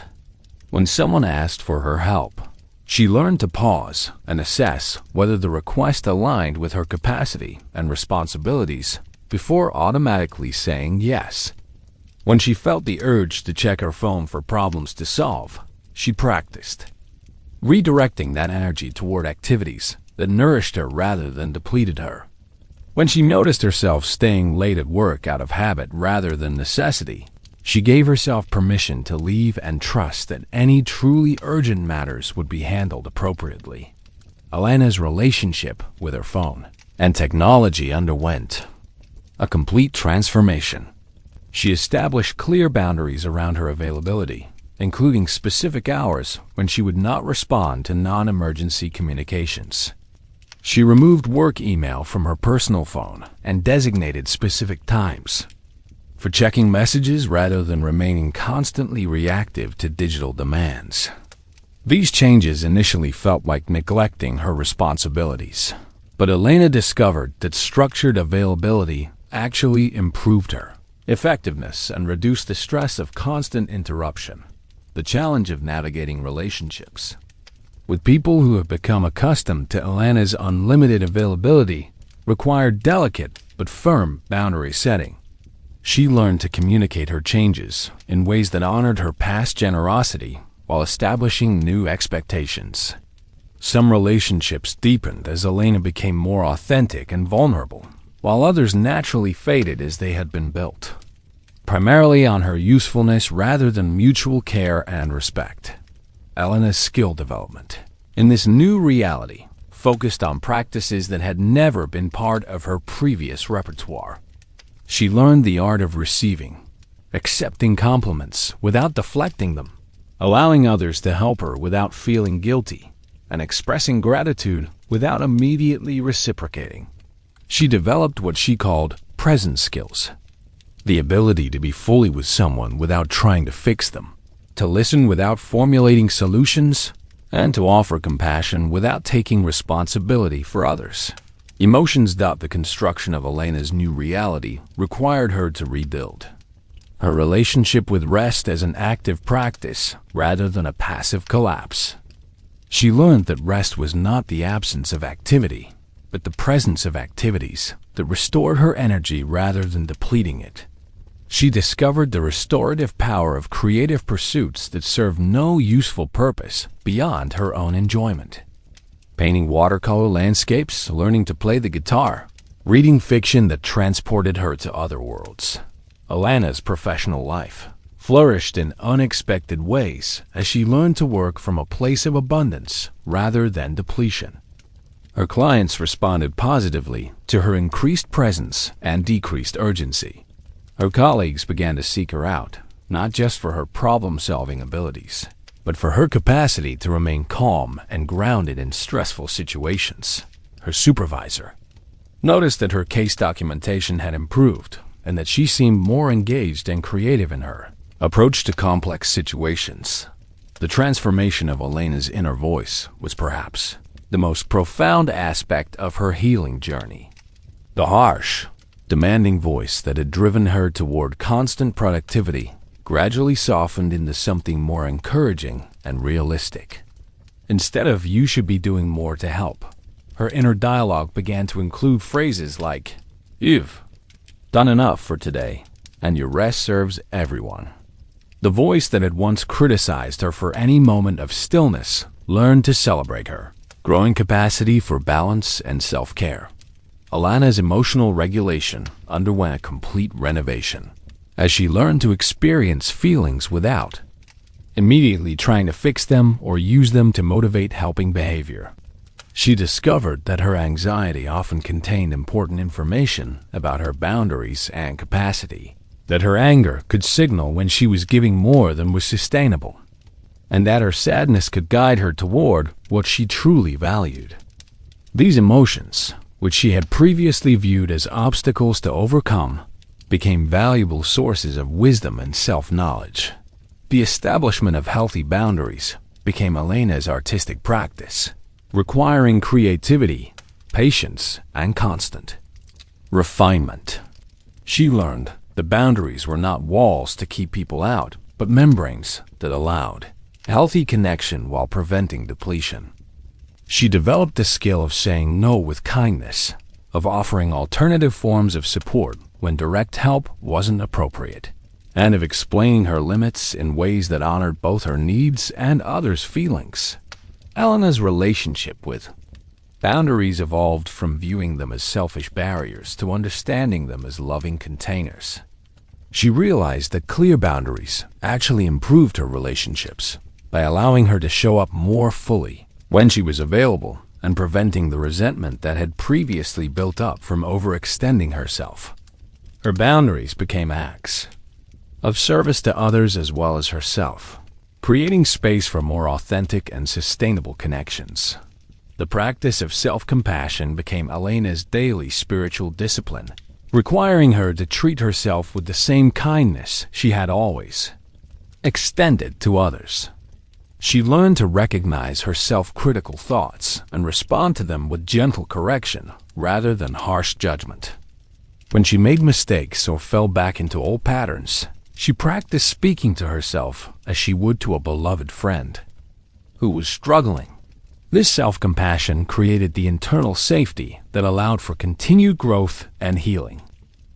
Elena's embodiment of wisdom transformed her understanding of strength from the ability to endure endless demands to the capacity to live in alignment with her values and limits.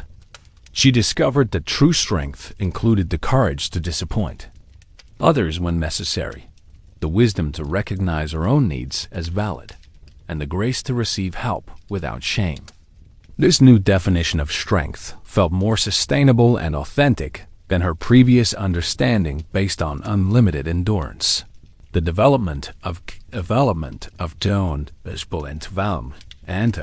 than her previous understanding based on unlimited endurance. The development of an unlimited endurance.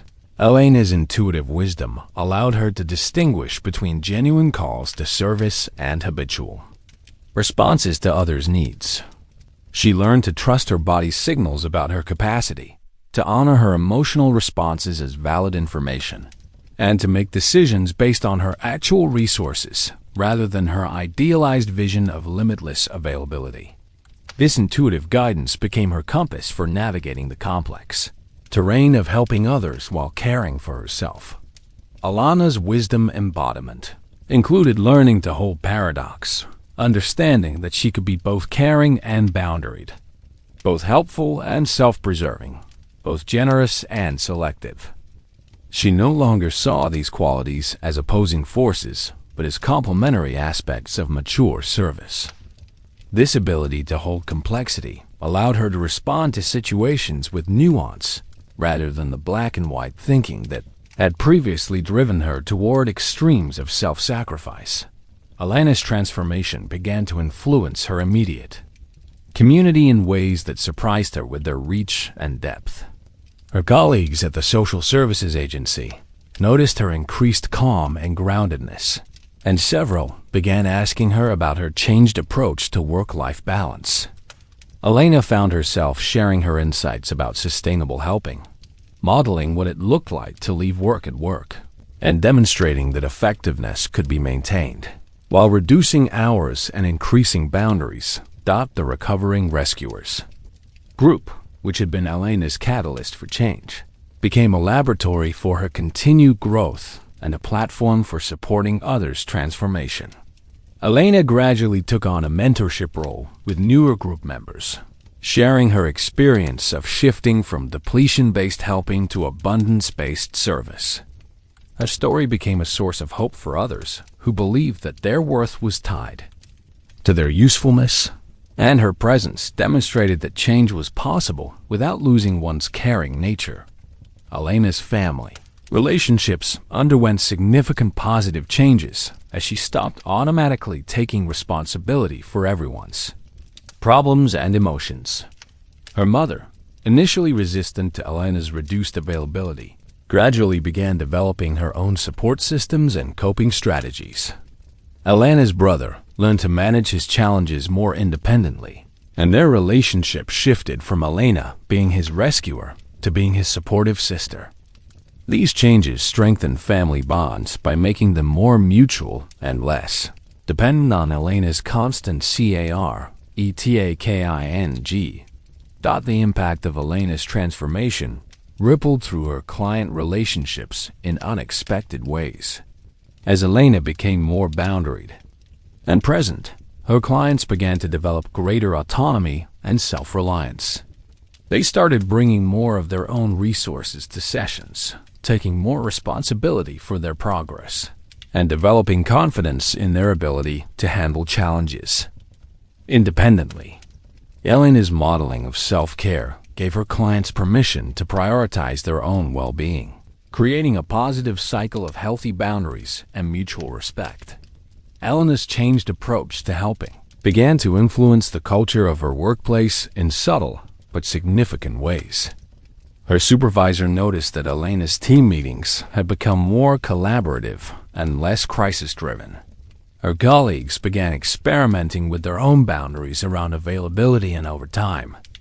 The agency started offering workshops on preventing burnout and maintaining professional boundaries, with Elena serving as a resource and example of successful transformation. The creation of Elena's legacy became an ongoing process rather than a future achievement.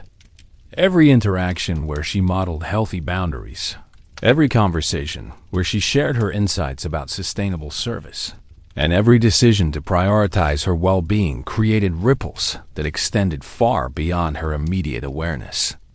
Former clients reached out to thank her for teaching them about self-care through her example. Colleagues began implementing their own practices based on Elena's approach. Family members started prioritizing their own needs and boundaries.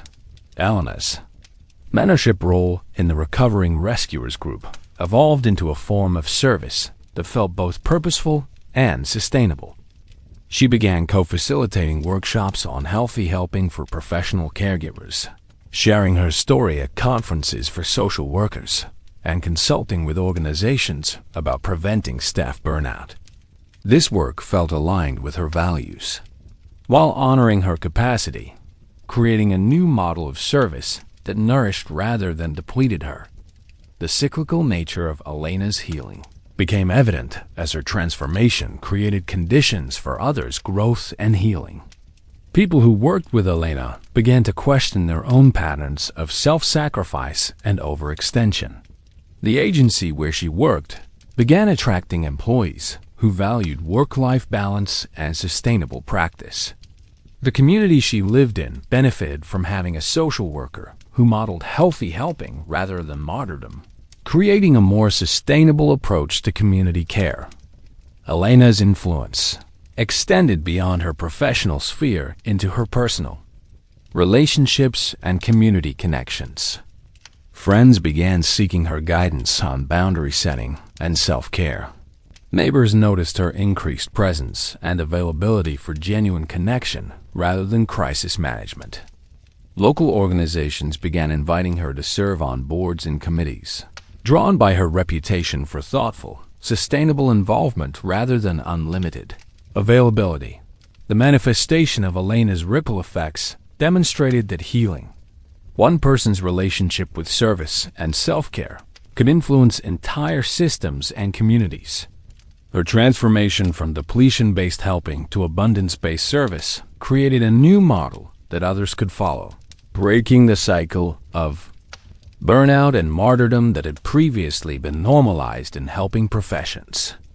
Elena's journey became a living example that it was possible to care deeply about others while also caring for oneself, to serve effectively while maintaining personal boundaries, and to help others while preserving one's own well-being. Elena's journey toward wholeness required her to embrace aspects of herself that her helpful persona had long hidden from view.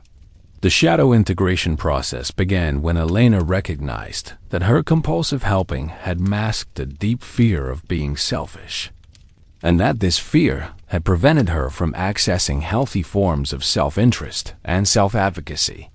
She discovered that beneath her generous exterior lived a part of her that was tired of giving, resentful of others' demands, and angry about years of self-neglect. The hidden aspects of Elena's personality that emerged during shadow work included a fierce protectiveness of her own energy, a sharp discernment about others' motivations, and a capacity for saying no that felt both foreign and liberating. She found within herself a wise woman who understood that endless giving without receiving was not sustainable, that some people's requests for help were actually attempts to avoid taking responsibility for their own lives, and that her exhaustion served no one's highest good. Elena's acceptance of her more self-interested impulses required her to redefine selfishness as a necessary component of healthy living rather than a character flaw to be eliminated.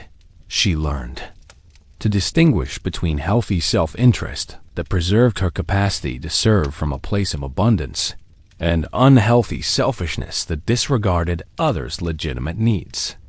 This distinction allowed her to reclaim parts of herself that had been exiled in service of her helping identity. The complexity of Elena's human nature became a source of strength rather than shame as she learned to integrate her shadow aspects. She discovered that her anger about past overgiving contained valuable information about her boundaries and limits.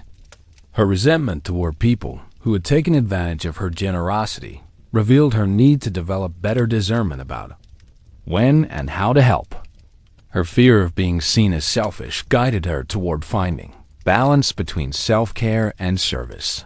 Elena's journey of embracing her wholeness included accepting that she sometimes felt annoyed by others' problems, tired of being needed, and resistant to helping, rather than judging these feelings as evidence of her inadequacy as a helper. She learned to view them as signals from her psyche about her capacity and boundaries. These shadow feelings became allies in her quest for sustainable service rather than enemies to be overcome. The integration of Elena's shadow aspects transformed her helping from a compulsive need to prove her worth into a conscious choice made from a place of abundance and discernment. She learned to help others when it aligned with her capacity and values, rather than helping reflexively to manage her own anxiety about being worthy of love. This transformation made her help more genuine and effective as it came from authentic care rather than unconscious need. Elena's embrace of her complete human nature included accepting that she was not responsible for solving everyone's problems, that some people's struggles were theirs to navigate, and that her worth was not dependent on her ability to fix others' lives. This acceptance felt revolutionary to someone who had built her identity around being the solution to others' difficulties, but it also brought tremendous relief and freedom. The authentic expression of Elena's integrated self included the capacity to show up as a complete human being rather than just a helpful persona. She learned to express her own needs, to share her struggles, to ask for support, and to be vulnerable with others. This authenticity deepened her relationships and created space for genuine mutuality rather than one-sided caretaking. Elena's Discovery of her deeper life purpose emerged gradually as she learned to distinguish between the role she had been taught to play and the calling that emerged from her authentic self. She realized that her true purpose was not to be useful to everyone who asked, but to contribute to the healing of systems that created burnout and depletion in helping professionals. Her personal journey through exhaustion and recovery had given her unique insights that could serve others facing similar challenges. The clarification of Elena's purpose involved recognizing that her greatest contribution was not her ability to solve individual problems, but her capacity to model sustainable ways of helping and serving. She understood that by healing her own relationship with service, she was creating a template that others could follow. Her journey from depletion to abundance became a form of service that extended far beyond her individual interactions. Elena's passion activation occurred as she discovered that her most energizing work involved supporting other helpers in finding balance and sustainability. She felt alive and purposeful when facilitating workshops on preventing burnout, when mentoring new social workers in healthy boundary setting, and when consulting with organizations about creating cultures that supported, rather than depleted, their staff. This work felt like the intersection of her skills, her experience, and her authentic desires. The recognition of Elena's calling involved understanding that her unique contribution was not her unlimited availability, but her wisdom about the costs of unlimited availability and the benefits of healthy boundaries. She realized that her years of overgiving had been preparation for becoming a guide for others who were struggling with similar patterns. Her breakdown and breakthrough had equipped her to serve others in ways that her previous helping patterns never could. Elena's integration of service with self-care created a new model of contribution that felt sustainable and authentic. She learned to ask herself not, "How can I be most useful?" but "How can I serve in ways that honor both my gifts and my limits?" This question guided her toward opportunities that energized rather than depleted her, that utilized her strengths while respecting her boundaries, and that contributed to positive change without requiring her to sacrifice her well-being. The alignment of Elena's soul with her daily life required her to make choices based on her authentic values rather than others' expectations or her own internalized obligations. She learned to evaluate opportunities by asking whether they aligned with her purpose, honored her capacity, and contributed to the kind of world she wanted to help create. This soul-level discernment became her compass for navigating decisions about how to spend her time and energy. Elena's calling recognition included understanding that her work was not just about helping individuals, but about contributing to cultural change around how helping professionals are expected to work and live. She saw her role as part of a larger movement toward sustainability in service professions, toward cultures that valued helpers' well-being as much as their productivity, and toward systems that supported rather than exploited people's caring instincts. The service integration aspect of Elena's soul alignment involved learning to serve from her essence rather than from her wounds. Her previous helping had been driven partly by her need to feel worthy and needed, but her new approach to service emerged from her genuine desire to contribute to healing and positive change. This shift made her service more effective and more fulfilling, as it came from abundance rather than deficit. Elena's experience of universal belonging emerged as she recognized that her struggle with overgiving and her journey toward balance were part of a larger human pattern that extended far beyond her individual experience. She understood that millions of people, particularly women and those in caring professions, struggled with similar patterns of self-sacrifice and depletion. This recognition helped her feel less alone and more connected to the universal human experience of learning to balance service with self-care taught the development of Elena's sense of connection to something larger than herself included recognizing her place in the lineage of helpers and healers who had struggled with similar challenges. Throughout history, she felt connected to all those who had given too much, who had learned to find balance, and who had dedicated themselves to creating more sustainable ways of serving others.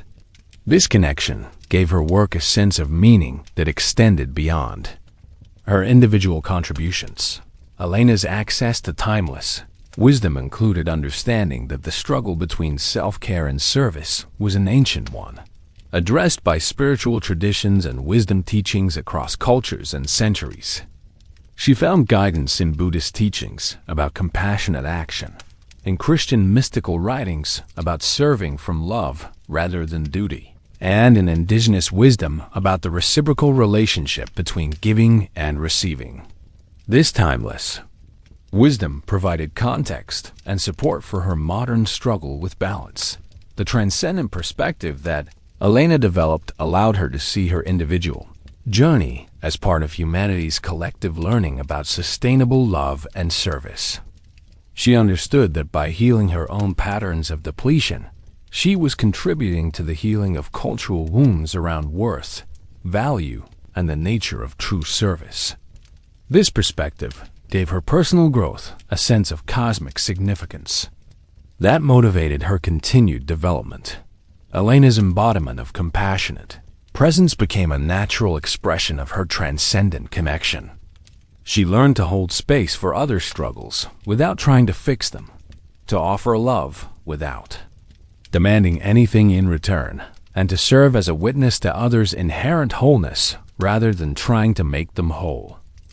This presence became her greatest gift, more valuable than any specific help she could offer. The establishment of peace as Elena's foundation occurred as she learned to rest in her inherent worth rather than constantly trying to prove her value through usefulness. This peace was not the absence of activity, but the presence of an inner stillness that remained stable regardless of external circumstances. From this peaceful foundation, Elena could respond to life's demands with grace rather than reactivity, with choice rather than compulsion. Elena's transcendent connection included an understanding that her worth, like everyone's worth, was inherent and unconditional. This recognition freed her from the endless cycle of trying to earn love through productivity and allowed her to serve others from a place of overflow rather than deficit. The peace that came from this understanding became the foundation for all her relationships and activities. The compassionate awareness that Elena embodied extended to all beings, including herself. She learned to hold her own struggles with the same tenderness she brought to others' pain, to treat her own mistakes with the same forgiveness she offered to those she served, and to honor her own journey with the same respect she showed to others' growth processes. This self-compassion completed the circle of her healing and made her available to serve others from a place of genuine love rather than unconscious need. Elena's transformation reached its natural conclusion not with a dramatic revelation, but with the quiet satisfaction of a life lived in alignment with her deepest values and authentic needs.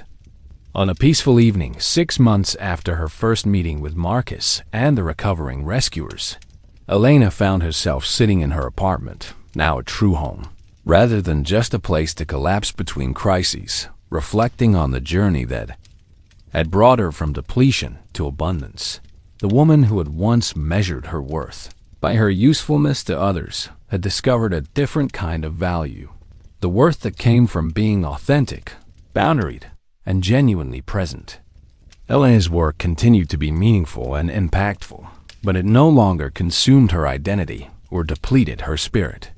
She had learned to serve others while also serving herself, to care for the world while also caring for her own well-being. Elena's relationships had transformed in ways that surprised her with their depth and mutuality. Friends and family members who had once seen her primarily as a problem solver now experienced her as a whole person with her own needs, dreams, and struggles. A romantic relationship, which had begun after she learned to value herself independently of her usefulness, was built on genuine partnership rather than caretaking dynamics. The wisdom that Elena had gained through her journey crystallized into simple truths that she carried with her like precious gems. That worth is inherent, not earned. That service is most powerful when it comes from abundance rather than depletion. That boundaries are expressions of love rather than barriers to it. That rest is a sacred practice rather than a reward for exhaustion. And that the most profound help she could offer others was the example of someone living in balance. Elena's gratitude for her journey included appreciation for the very patterns that had once exhausted her. She understood that her capacity for caring, her sensitivity to others' needs, and her desire to contribute to healing were gifts that, when properly channeled and boundaried, made her uniquely equipped to serve both herself and others. The breakdown that had felt like failure had actually been the breakthrough that led to her most authentic and sustainable way of being. The completion of Elena's story did not mean the end of her growth or the absence of challenges. She continued to navigate the ongoing work of maintaining boundaries, honoring her needs, and serving others from a place of choice rather than compulsion. But she now had the tools, the support, and the inner wisdom to meet these challenges from a place of strength rather than desperation. Elena's legacy was already evident in the lives she had touched through her transformation.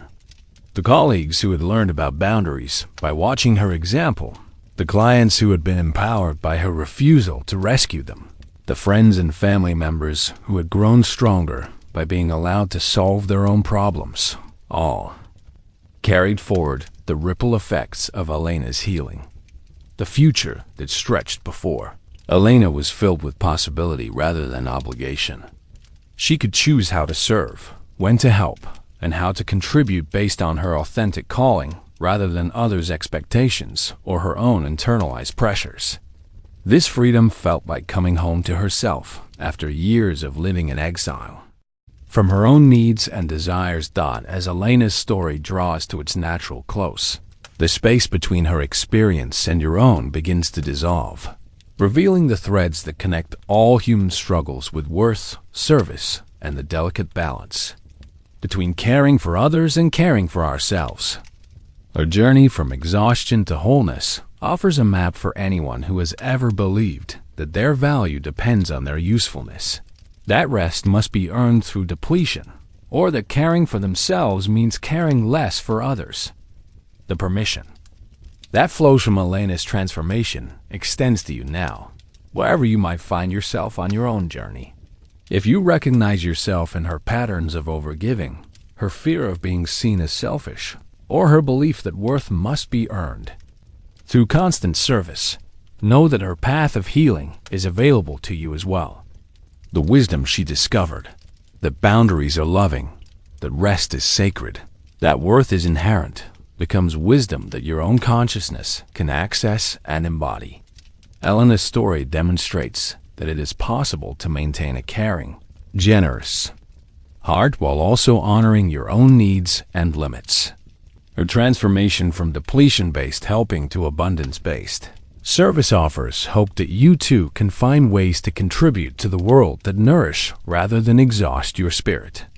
The balance she achieved between self-care and service becomes a possibility that your own life can embrace and manifest.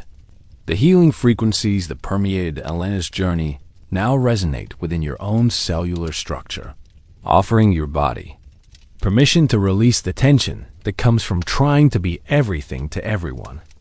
Your nervous system receives the message that it is safe to rest, safe to have boundaries, safe to value your own well-being as much as others. Your heart learns that it can remain open and caring while also being protective of your own energy and resources. The subconscious programming that Elena's story offers includes new possibilities for how you might relate to service, rest, and self-worth. Her example plants seeds in your unconscious mind that may sprout into new behaviors, new boundaries, and new ways of understanding your value that extend far beyond your usefulness to others. These seeds carry the potential for profound transformation that can unfold gradually, naturally, and sustainably. Elena's integration of shadow and light, her embrace of her whole humanity, and her discovery of her authentic calling become templates that your own psyche can use to guide you toward greater wholeness and alignment. Her journey offers evidence that it is possible to change deeply ingrained patterns, to heal from the wounds of overgiving, and to create a life that honors both your caring nature and your human needs. The consciousness bridge that connects. Elena's fictional journey to your real-life experience is built from the universal human longing for balance, meaning, and authentic connection. Her story becomes a vehicle for your own transformation, a catalyst for your own questioning of patterns that no longer serve you, and an invitation to explore what it might mean to care for yourself with the same dedication you bring to caring for others. As Elena's story settles into the quiet spaces of your consciousness, like gentle rain soaking into thirsty earth, your body receives an invitation to surrender to the same rest that became Elena's foundation for sustainable service. Feel how her journey toward balance creates permission in your own muscles to release the tension of constant readiness, constant availability, constant effort to prove your worth through endless doing. Your breath deepens naturally as you recognize the profound wisdom in Elena's discovery that rest is not earned but claimed, not deserved but necessary, not selfish but essential. Each exhale carries away the belief that you must stay vigilant, stay productive, stay useful in order to be valuable. Each inhale brings the understanding that your worth exists independent of your actions, your service, your ability to solve others' problems. The narrative of Elena's transformation becomes a lullaby for the parts of you that have forgotten how to rest without guilt, how to be still without anxiety, how to receive care without immediately reciprocating. Her story offers your mind permission to stop its constant planning, its endless list-making, its relentless search for problems to solve and people to help. In the space that Elena's healing creates, your thoughts can finally slow, soften, and settle into the peaceful rhythm of simply being. Elena's journey into sleep each night, no longer driven by exhaustion but guided by wisdom, becomes a template for your own entry into rest. Her body's release from the chronic tension of hyper-responsibility shows your own muscles how to let go, how to trust that the world will continue without your constant vigilance, how to allow sleep to come as a friend rather than a collapse. The sanctuary that Elena created in her life, bounded by healthy limits, nourished by authentic relationships, sustained by regular rest, extends its protective embrace to encompass your own need for safety, for peace, for the deep restoration that comes when you finally stop trying to be everything to everyone. In this sanctuary, sleep becomes not an interruption of your service, but the foundation that makes true service possible. Your consciousness prepares for the healing journey of dreams, carrying with it Elena's hard-won wisdom about balance, boundaries, and the courage to rest in your inherent worth. Her story becomes a bridge that carries you gently from waking awareness into the restorative darkness of sleep, where your psyche can integrate the possibilities she discovered, where your body can experience the peace she found, where your spirit can remember its value beyond usefulness. As sleep approaches like a gentle tide, bringing with it the promise of renewal and restoration, you carry Elena's legacy into your dreams, the understanding that you are enough, that your worth is given rather than earned, that rest is not rebellion but wisdom, and that caring for yourself enables you to care for others from a place of abundance rather than depletion. In the embrace of sleep, Elena's journey becomes your own possibility. Her healing becomes your invitation. Her peace becomes your inheritance. Rest now, knowing that in choosing sleep you choose wisdom, in embracing rest you embrace balance, and in caring for yourself you model for others the sustainable love that heals both the giver and the receiver. Sweet dreams, precious soul. Your worth is infinite. Your rest is sacred, and your journey toward balance begins with this very moment of letting go.